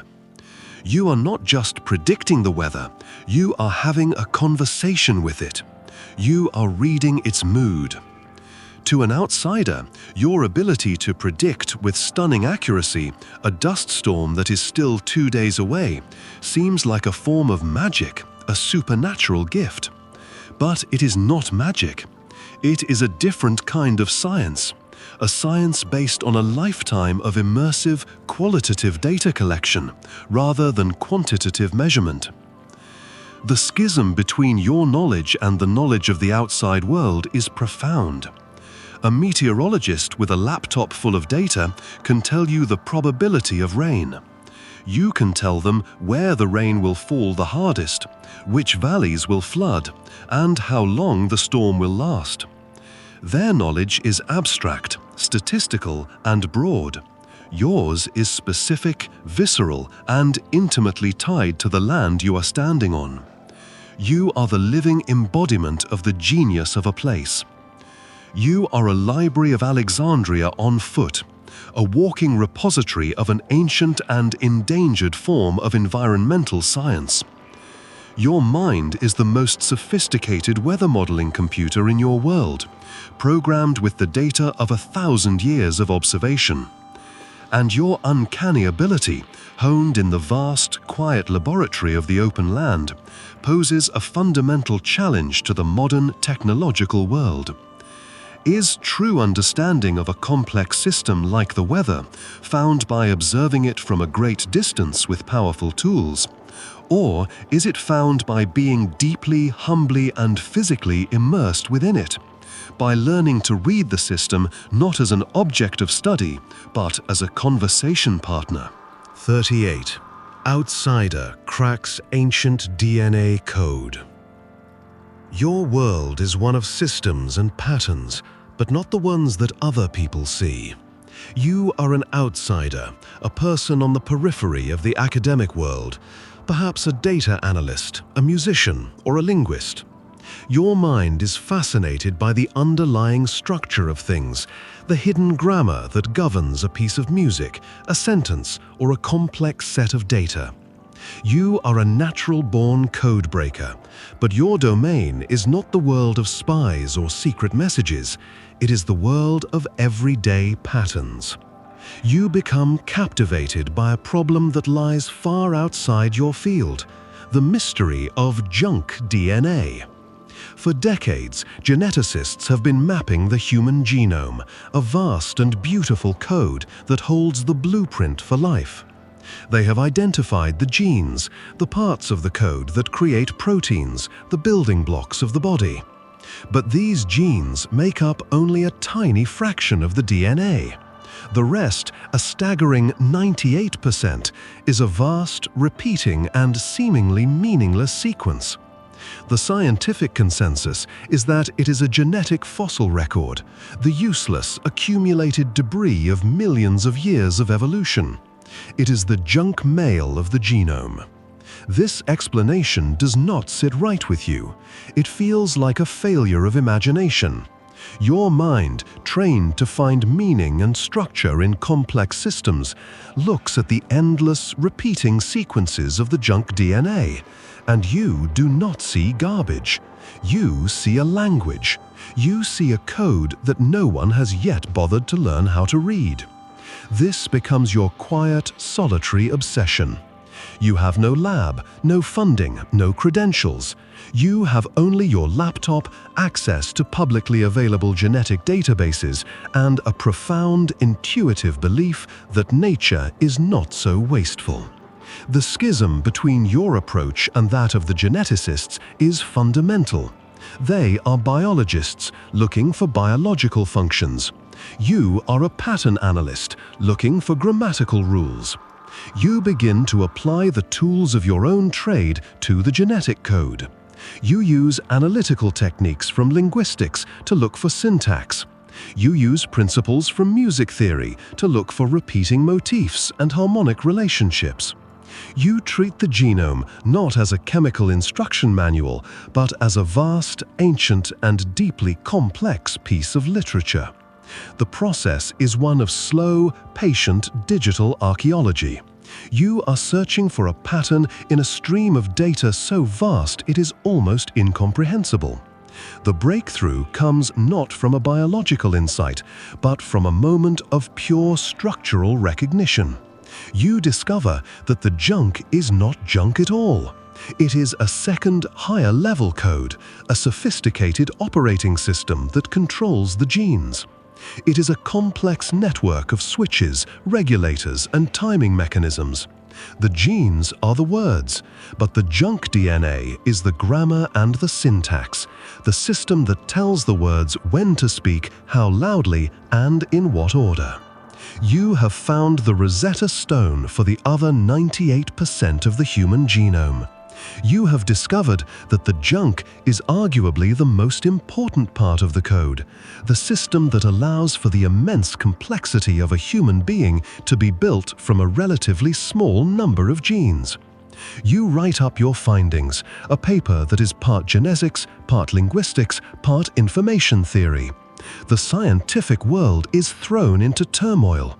Your discovery, made by an outsider with no biological training, is a paradigm shift of monumental proportions. And your work, born from a refusal to accept that nature produces garbage, poses a revolutionary question. Is the key to understanding a complex system always found by the experts who are trained to look at it? Or does it sometimes require an outsider who can see that what everyone else has dismissed as noise is in fact the music? 39. Fisherman develops eco-friendly fuel. Your world is the ocean. It is not a resource to be exploited or a vista to be admired. It is your partner, your adversary, and your provider. You are a fisherman, and your life is an intimate, daily negotiation with the sea. You understand its moods, its rhythms, its immense power, and its subtle fragilities. You have seen, with your own eyes, the slow, creeping sickness that has entered its waters. You have seen the rainbow sheen of a diesel spill, the plastic refuse choking the life from the reefs, the dwindling of the fish populations that have sustained your family for generations. You are not an environmental activist. You are a practical man who is watching his world die. The schism for you is deeply personal. The very machine that allows you to make your living, the diesel engine of your small fishing boat, is also the machine that is poisoning your world. The constant chugging roar of the engine, once a sound of comfort and security, now sounds like a cough, the symptom of a disease. You feel a profound, quiet sense of complicity, of being trapped in a destructive cycle that you cannot escape. This feeling hardens into a quiet, stubborn resolve. You will not be a part of the problem. You will find a better way. You have no scientific training, no knowledge of chemical engineering. You have only your boat, your deep, practical knowledge of the sea, and a problem that needs to be solved. Your mind, accustomed to fixing nets and maintaining a diesel engine with scavenged parts, begins to work on this new, more fundamental problem. You are not trying to save the world. You are trying to save your boat, your livelihood, your ocean. Your inspiration comes not from a laboratory, but from the sea itself. You are constantly pulling up nets filled with algae, a slimy, fast-growing nuisance that clogs your equipment. To most fishermen, it is just waste, a problem to be dealt with. But you, in your search for a new way, begin to see it differently. You see its incredible, relentless energy. It grows with a power and speed that no land-based plant can match. It is a living engine powered by pure sunlight and salt water. The question forms in your mind, can the energy of this nuisance be harnessed? Your workshop is the deck of your boat and a corner of your small shack. The work is a form of crude, intuitive alchemy. You begin to experiment. You harvest the algae, you dry it, you try to ferment it in old barrels. You are not following a scientific method. You are following a fisherman's intuition, a process of trial and error guided by smell, by texture, by feel. You are trying to break down the algae to release its stored sunlight. After months of failed experiments, of stinking messes and dead ends, you discover a simple process, a way to use heat and pressure to extract a thick, greenish oil. It is a crude fuel, but it works.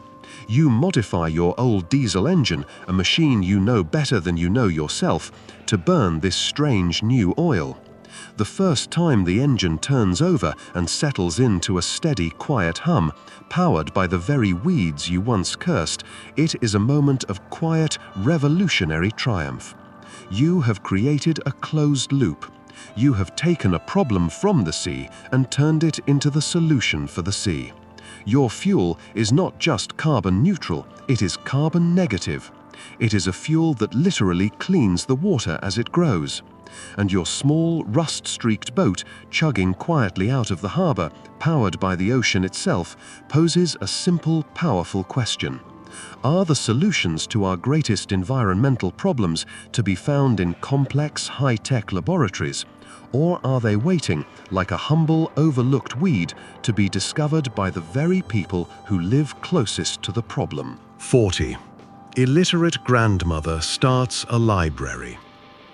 Your world is one of spoken stories and remembered histories.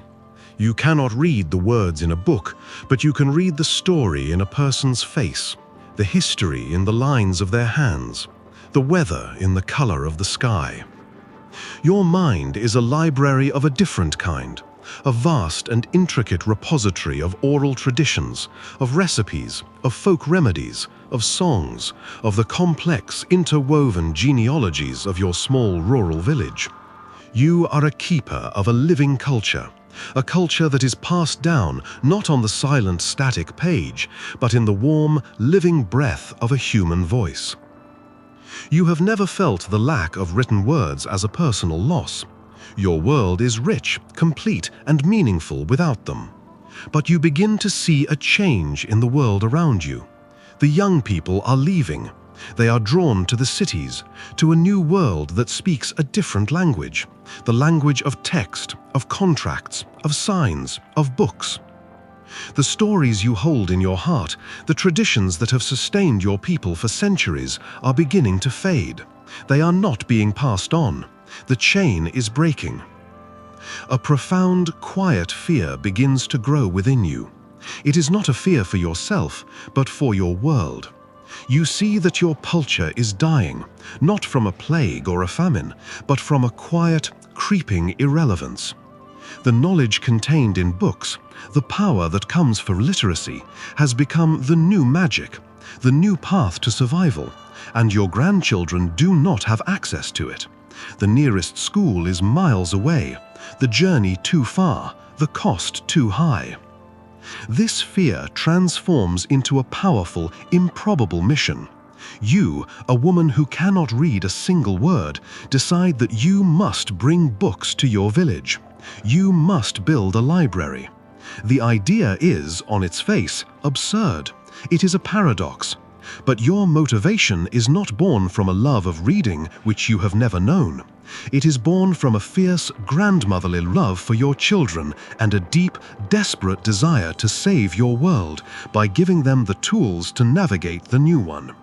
You see books not as a replacement for your oral culture, but as a bridge that can connect it to the future. The work is an act of pure, indomitable will. You have no money, no resources, no official support. You begin by walking to the nearest town and asking for donations. You, who cannot read the titles, ask for the books that are being thrown away. You persuade a local merchant to give you a few discarded planks of wood. You convince the men of your village to help you build a small one-room shack. It is not a building, it is a physical manifestation of your hope. You become the librarian of a library you cannot read. The children come, at first out of curiosity. You cannot teach them to read, but you can give them a quiet, safe place to learn. You can hold the books with a reverence that shows them that these objects are sacred. You can look at the pictures with them, encouraging them to tell you the stories they see. You create an atmosphere not of formal education, but of shared, joyful discovery. The older children begin to teach the younger ones. A quiet, organic miracle begins to unfold in your small wooden shack. You have not just started a library, you have started a movement. You have reignited the spark of learning in your community. You have given your grandchildren a future. And your quiet, paradoxical act of leadership, born from the deepest roots of love and cultural preservation, poses a powerful question to the world of education and literacy. Does the power of a library come only from the books on its shelves, or does it come from the fierce, unwavering belief of a single human heart in the power of stories, whether they are spoken or written? 41. Taxi dispatcher designs medical breakthrough. Your world is a city mapped in real time, a pulsating, living grid of movement and delay. You are a dispatcher, a nerve center in a small booth. Your reality, a constant stream of information. You see the city not as a collection of buildings and streets, but as a dynamic system of flow. Your mind is a master of logistics, a tool honed for finding the most efficient path through a chaotic, unpredictable environment. You think in patterns of traffic, in vectors of movement, in the complex, ever-changing dance of supply and demand. You are not a doctor or a scientist. You are a professional problem solver, whose domain is the optimization of a complex network. Into this world of logistical certainty comes the story of a medical failure. You hear it on the news, a tragic account of a donated organ that failed to reach its recipient in time, lost to the simple, brutal tyranny of traffic and distance. To the medical world, this is an unfortunate but sometimes unavoidable tragedy, a problem of biology and time. To you, it is something else. It is a dispatch failure. It is a logistical problem that has been misidentified as a medical one. A quiet, intellectual obsession begins to take hold. The schism is clear in your mind. The medical world has perfected the miraculous science of transplantation, But it is still using a primitive brute force method to move the organ from point A to point B. They are putting a priceless, time-sensitive package into a system, the city, that is inherently chaotic and are simply hoping for the best. Your mind, trained to see the city as a solvable system, begins to work on this problem with a focus and clarity that no medical professional could possess. You are not thinking about organ preservation or surgical techniques. You are thinking about flow. You see the network of hospitals, the paths of ambulances, the unpredictable gridlock of the city streets. You begin to sketch out a new system on a city map during the quiet hours of your shift. The solution you devise is not a new piece of medical technology. It is a new logistical model, an idea of breathtaking simplicity and power, directly inspired by the way you dispatch your taxis. The breakthrough is this. You realize the system should not be a straight line from donor to recipient. It should be a dynamic network.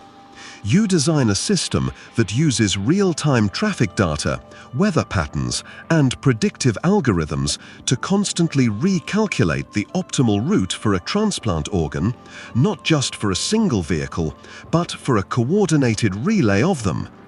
It is a system that can switch the organ from an ambulance to a helicopter to a motorcycle courier to a subway train, seamlessly and on the fly, based on which path is the fastest at that precise moment. It is a system that treats the city not as an obstacle, but as a network to be navigated with intelligent, dynamic routing. You send your idea, a detailed plan scrolled on maps and dispatch sheets, to a local hospital administrator. It is an unorthodox proposal from an unlikely source, but its logic is undeniable.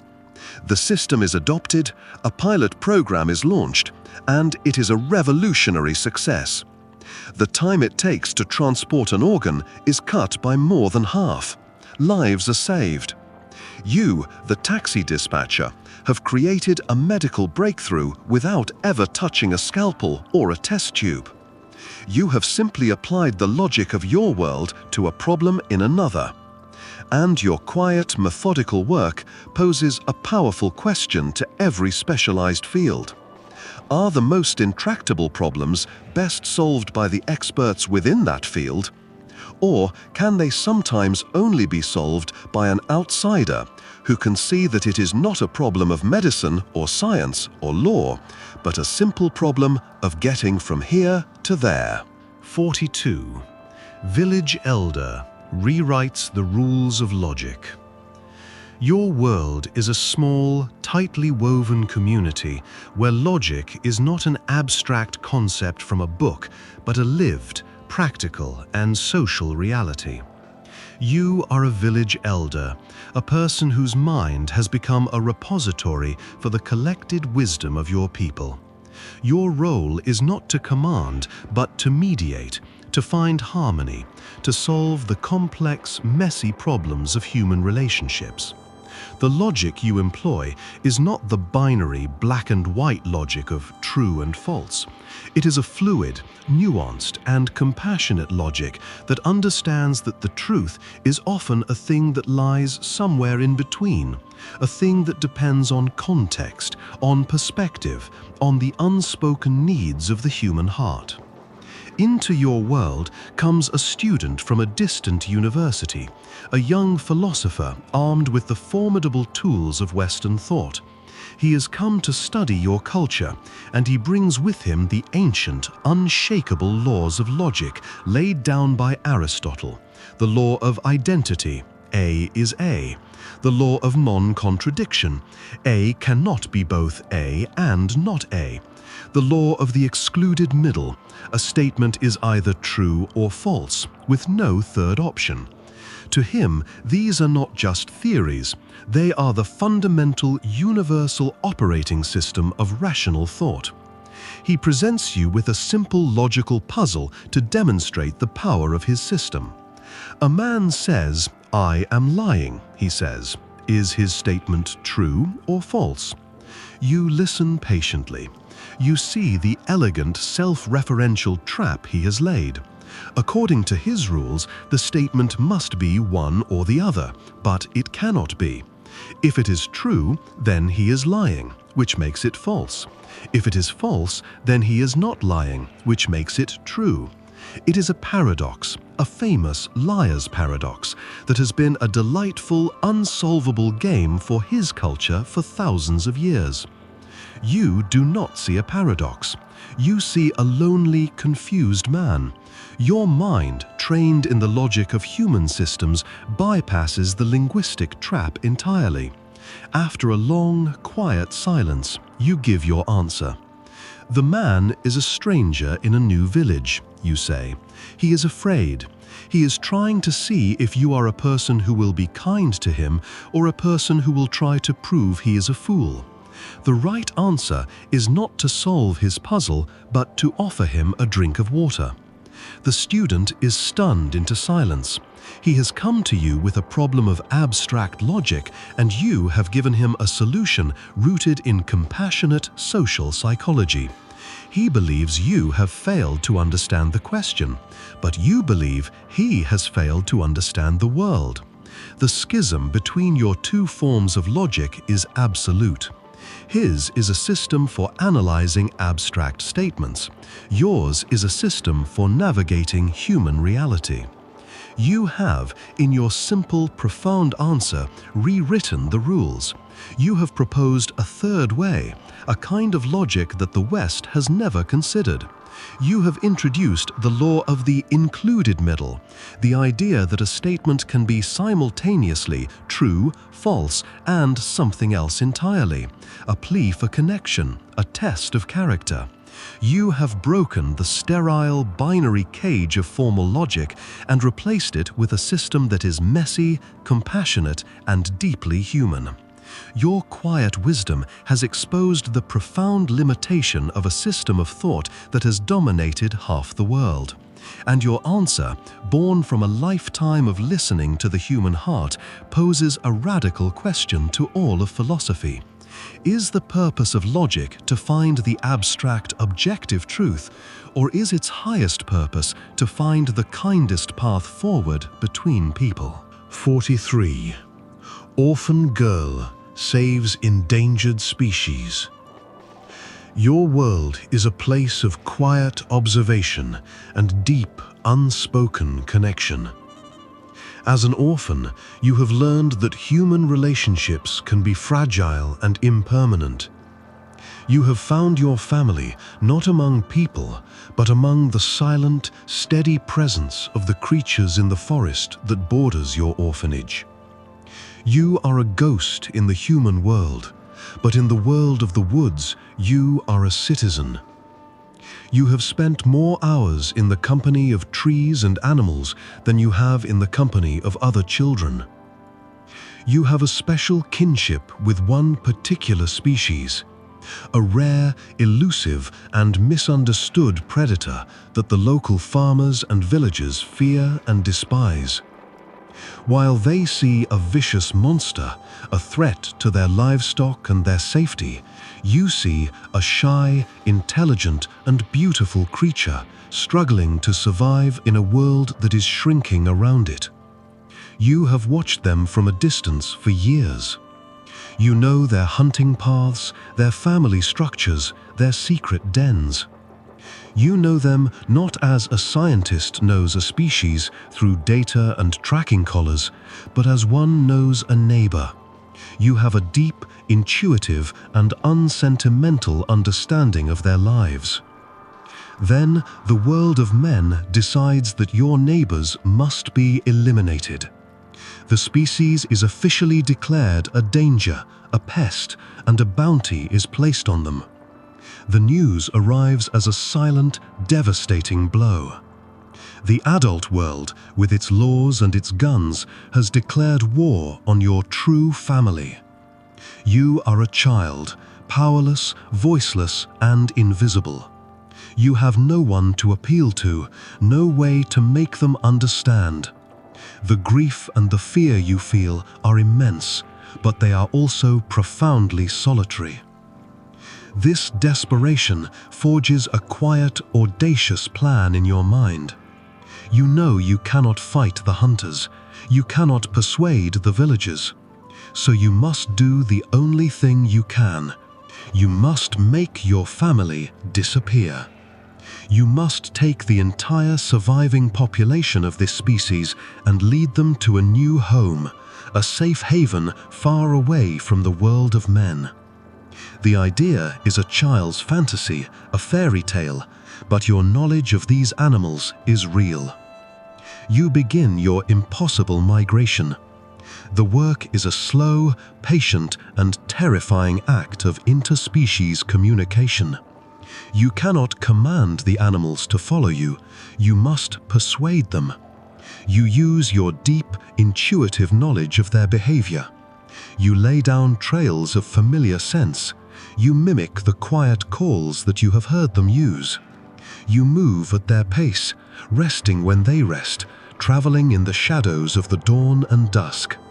You are not their master, you are their guide, their shepherd, their translator, convincing them to trust you, to leave the only home they have ever known. You are living a secret, double life. To the orphanage, you are a strange, withdrawn girl who vanishes for long periods of time. In the forest, you are the leader of a silent, desperate exodus. It is a journey of hundreds of miles, over mountains and across rivers, a feat of endurance and deep ecological wisdom that would be impossible for any trained adult. When the hunters arrive at the old dens, they find them empty. The animals have vanished as if into thin air, a local mystery, a ghost story. You lead your family to a remote, protected valley, a national park where they will be safe.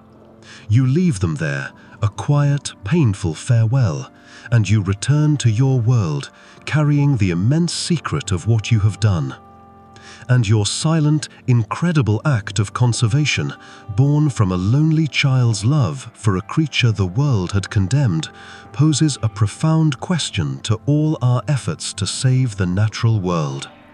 Does the salvation of a species depend on scientific studies, on funding, and on government programs?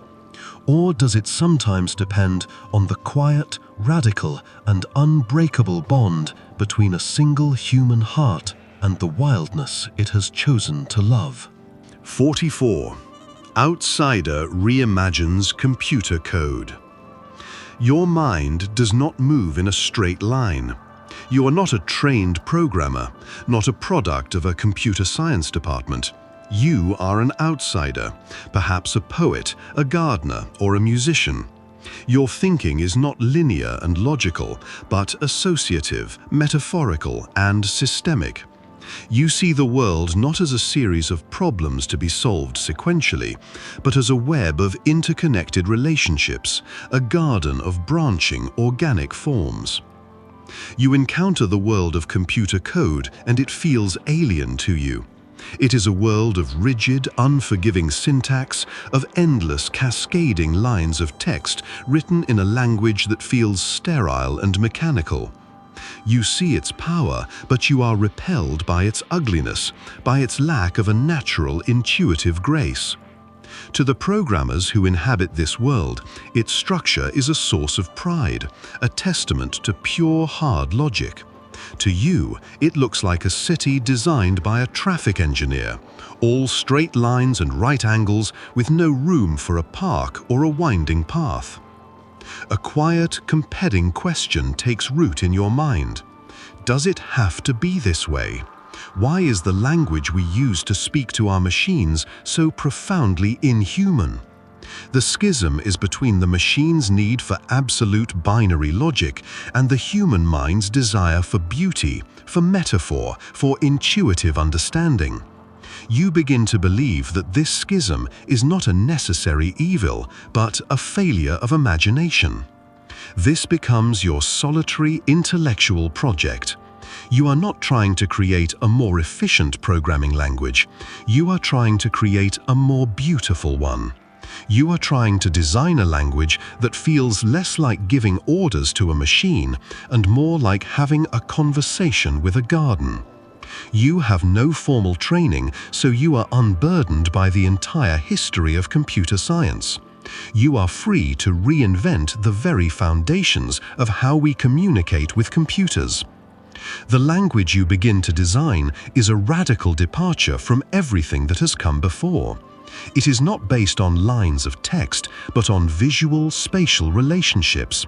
You write code not by typing commands, but by connecting nodes, by growing branches, by arranging elements in a two-dimensional space. The code looks less like a script, but more like a biological diagram, a neural network, a living, evolving system. A function is not a block of text, but a seed that can be planted and which grows according to its nature. A variable is not a container, but a leaf that holds a value.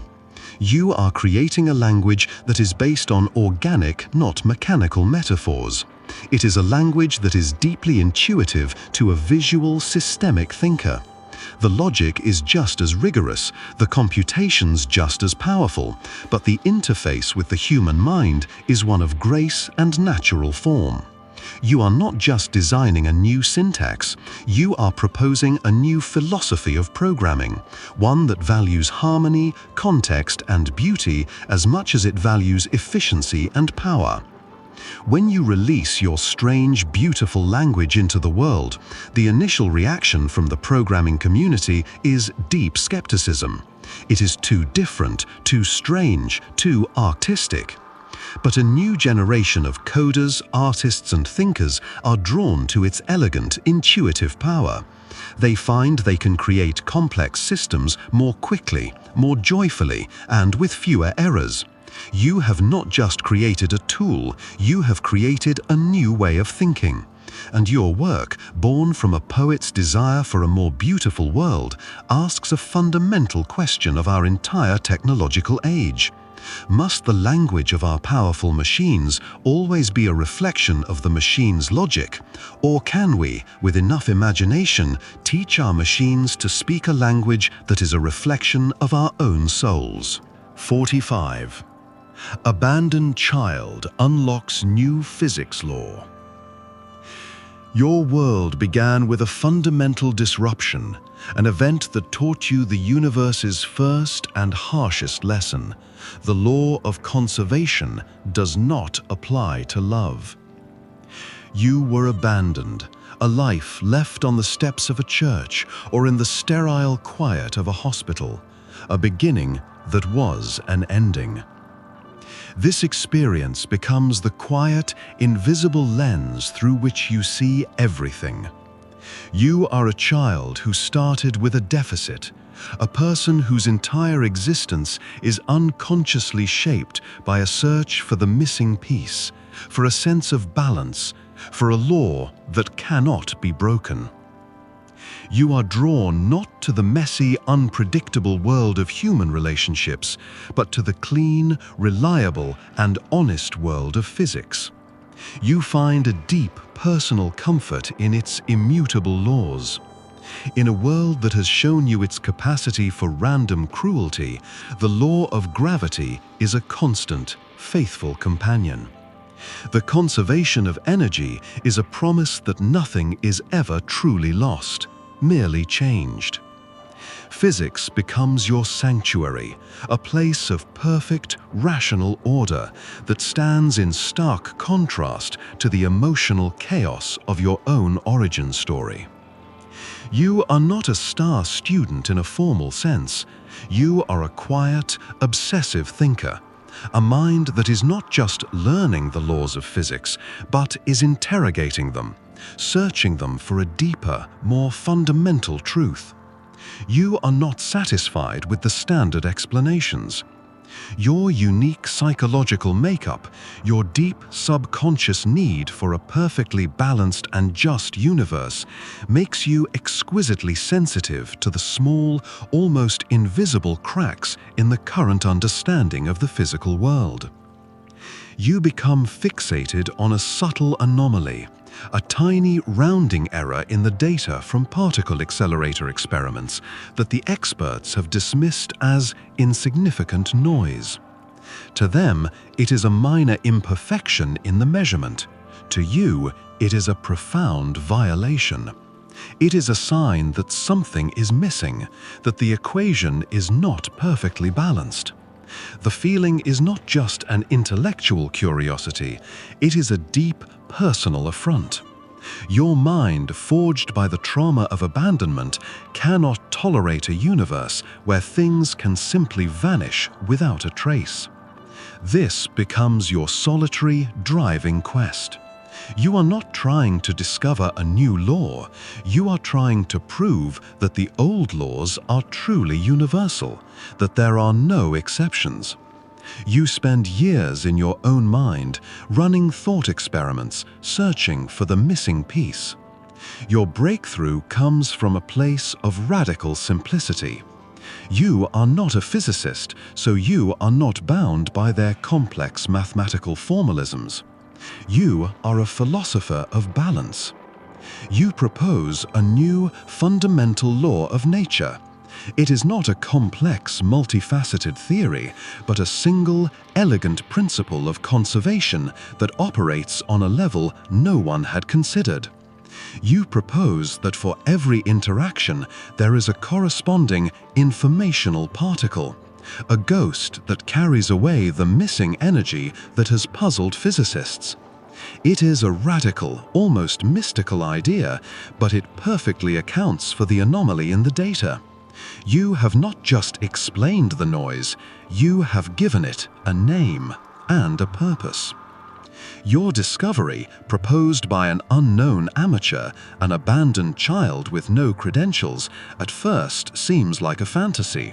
But the math is undeniable. It perfectly balances the books of the universe. You have not just added a new law, you have healed a wound in the very fabric of physics. And your work, born from the deepest, most personal need for a world where nothing is ever truly lost, poses a profound question. Are the laws of physics a cold, objective description of an external reality, or are they a reflection of our deepest psychological needs, a search for a perfect, cosmic justice that we are desperate to find? 46. Exiled scientist invents disease detector. Your world has been unjustly taken from you. You were once a respected scientist, a mind at the forefront of your field, working in a gleaming, well-funded laboratory. But you fell afoul of a political regime, your intellectual honesty mistaken for disloyalty. You were exiled, stripped of your credentials, your resources, and your reputation. You now live in a small, cramped apartment in a foreign country, a ghost in a world that no longer recognizes your name. The scientific community you once belonged to now sees you as a pariah, a cautionary tale. This exile creates a state of profound and painful isolation, but it also creates a unique kind of freedom. You are no longer bound by the slow, cautious pace of institutional science, by the need to apply for grants, to publish in approved journals, to follow established protocols. You are cut loose from the system, and while it is a painful severing, it is also a liberation. Your mind, once constrained by the demands of a career, is now free to pursue knowledge for its own sake, driven by a fierce, quiet, and deeply personal urgency. Your obsession becomes the problem of early disease detection. You have seen how medicine, for all its power, is often fighting a battle that is already lost, treating diseases only after they have become entrenched. You dream of a new kind of diagnostic tool, a device that can hear the very first faint whisper of a disease, long before it becomes a roar. In your old life, this would have been a massive, multi-year project requiring millions of dollars. In your new life, it is a problem you must solve with nothing but your own mind and the contents of a kitchen. The schism between your ambition and your reality is immense. You have no laboratory, you have no equipment. So you must reinvent the very process of scientific discovery. Your kitchen sink becomes your lab bench. You use common household chemicals, salvaged electronics from discarded appliances, and a deep, fundamental understanding of biochemistry. You are forced, by your poverty, to return to the first principles of science, to find a solution that is not technologically complex, but conceptually brilliant. Your great insight comes from a place of radical simplicity. You realize that every disease, at its earliest stage, creates a subtle, unique chemical signature in a person's breath. It is a faint, molecular signal that is far too subtle for a human nose to detect, and too complex for most lab equipment to easily identify. You set out to build a nose that can. You work with a quiet, feverish intensity, driven by the memory of the life that was stolen from you. This is not just a scientific project. It is your act of defiance, your proof that a mind cannot be exiled. The device you create is a masterpiece of frugal ingenuity. It is a small, handheld sensor that uses a simple, color-changing chemical reaction to detect these faint molecular signatures.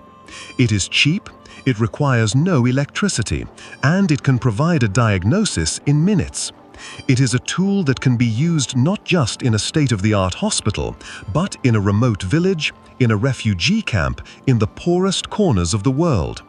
It is a democratizing force for medicine, a technology born from the complete absence of resources. When you finally find a way to get your invention into the right hands, it changes the world. It saves millions of lives.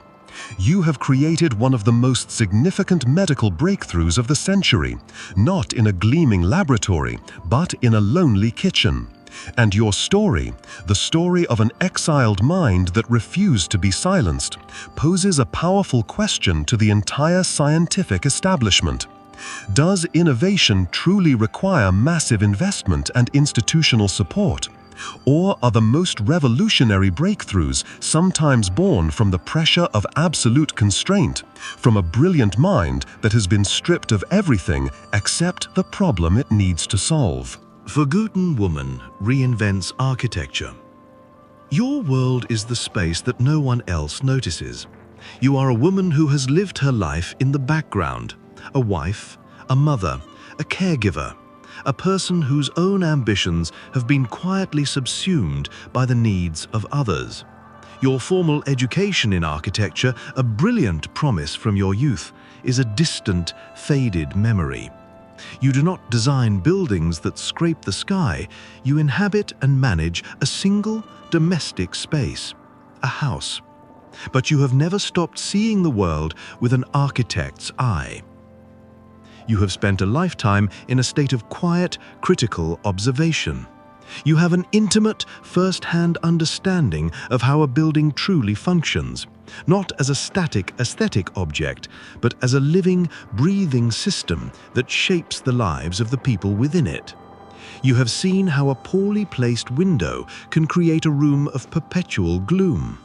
You have seen how a long, dark hallway can foster a sense of isolation. You have seen how a kitchen designed without thought for workflow can create a daily experience of frustration. You see the subtle, powerful ways in which a building can either nurture or oppress the human spirit. This deep, lived knowledge creates a growing schism between your own understanding and the celebrated world of starchitects you see in magazines. You look at their magnificent, sculptural creations, the museums like jagged shards of glass, the corporate towers of gleaming impersonal steel, and you are not impressed. You see a profound and arrogant disconnect from the human scale. You see buildings designed to be photographed, not to be lived in. You see an architecture of the ego, not an architecture of the soul. A quiet, revolutionary idea begins to form in your mind. It is a philosophy of architecture that is born from your own forgotten experience. It is a rejection of the grand, heroic gesture in favor of a deep, compassionate attention to the small, everyday moments of life. You begin to sketch again, for the first time in decades. You are not designing monuments, you are designing a kitchen where a family can comfortably gather. You are designing a stairwell with a window seat that catches the morning light.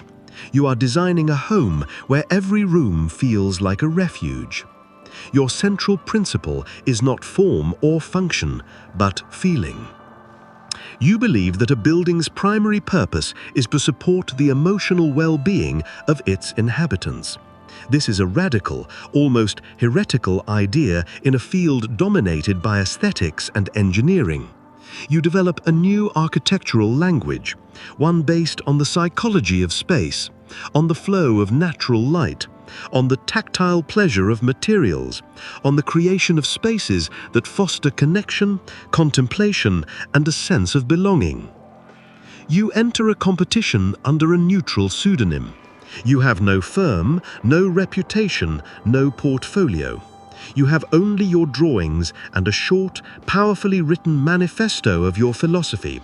Your submission is a design for a simple community center, a building of humbly materials and profound, human-centered grace. The judging panel, comprised of the very starchitects you have been silently critiquing, is stunned by it.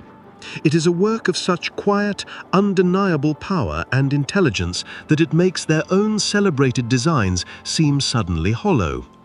When you are revealed as the winner, the architectural world is thrown into a state of shock and self-reflection.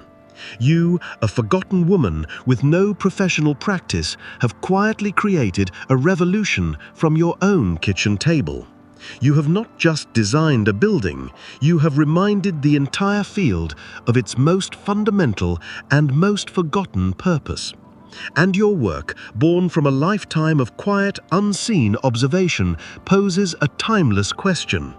Does the future of architecture lie with the famous visionaries who build for the ages? Or does it lie with the quiet, empathetic minds that design for the simple, profound, and sacred space of the everyday? 48. Isolated farmer discovers new element. Your world is a relationship with a small patch of earth. You are a farmer, and your knowledge is not contained in books, but in your hands, in the feel of the soil, in the taste of the water. You understand the world as a living system, a delicate balance of minerals, moisture, and life. Your reality is defined by the steady, repeating cycles of growth and decay, a conversation with the land that has been passed down through generations. The periodic table, with its neat rows of abstract symbols, is a world away, a theoretical map that has no bearing on the practical, physical reality of your life. But there is a flaw in your world, a quiet, stubborn dissonance. There is a section of your land, a barren patch at the edge of a field where this balance is broken. The soil is a strange color. The water from the well there has a bitter, metallic taste. Nothing grows, or what does grow is stunted and sick. For years, you have treated this as a practical problem, a mineral deficiency, a contamination. You have tried to heal this small piece of your world, but it resists all your efforts. It is a dead spot, a place where the familiar rules of nature seem to be suspended. This patch of ground becomes your quiet, personal obsession. It is not an intellectual puzzle, it is a wound in the land you care for. You begin to dig. You are not a geologist or a chemist, you are a farmer trying to find the source of a sickness. You bring up rocks that are heavier than they should be, with a strange, dull luster. You break them open and they do not fracture like normal stone. There is a wrongness to them that you can feel in their weight and their texture. Your mind, trained in the practical logic of cause and effect, decides that this strange material is the poison. In a desperate, final attempt to understand, you send a sample of the rock to a distant university, asking them to test your soil. You are not expecting a discovery, you are expecting a name for the contaminant. The response, when it comes months later, is one of bewilderment and disbelief. The rock you sent does not contain a known poison. It contains a metal that does not exist on any chart. Its atomic weight, its very properties are new to science. In your small, barren field, while tending to a sickness in the land, you have discovered a fundamental building block of the universe. The experts with their particle accelerators and their global surveys had missed it. You, with your hands in the dirt, have found it. You have not just found a new element, you have proven that the map of reality is still incomplete, that the Earth still holds profound elemental secrets. And your discovery, born from a farmer's love for his land, poses a quiet, fundamental question. Is the next great discovery waiting in a gleaming laboratory or the farthest reaches of space? Or is it waiting patiently in a small patch of unusable land, ready to be found by someone who knows the Earth not as a planet, but as a home? 49. Street musician changes neuroscience. Your world is a river of human feeling, and you live on its banks. As a street musician, your survival depends on a deep, intuitive understanding of emotional currents. You are not just playing notes, you are conducting a real-time experiment in resonance. You play a chord and watch a stranger's shoulders relax. You play a melody and see a flicker of a forgotten memory in someone's eyes. Your instrument is your laboratory, and the city sidewalk is your testing ground. You are a practical, hands-on expert in the physics of the human soul, a master of the precise frequencies that can unlock a feeling of joy or sorrow or peace. You read about the brain and find the scientific explanation for your art to be a foreign language. The neuroscientists describe a machine of chemicals and electricity. They can show you the parts of the brain that light up in response to music. They can name the neurotransmitters that are released. But their explanation feels thin, hollow. It describes the what, but misses the why. It cannot explain why a minor third feels sad, why a major seventh feels full of longing, why a simple melody can feel more true than 1,000 words. Their beautiful, complex machine seems to have no room for the ghost of a feeling. A quiet schism forms in your mind between the lived reality of your art and the clinical explanation of science. You begin to formulate your own theory, a theory born not from biology, but from music.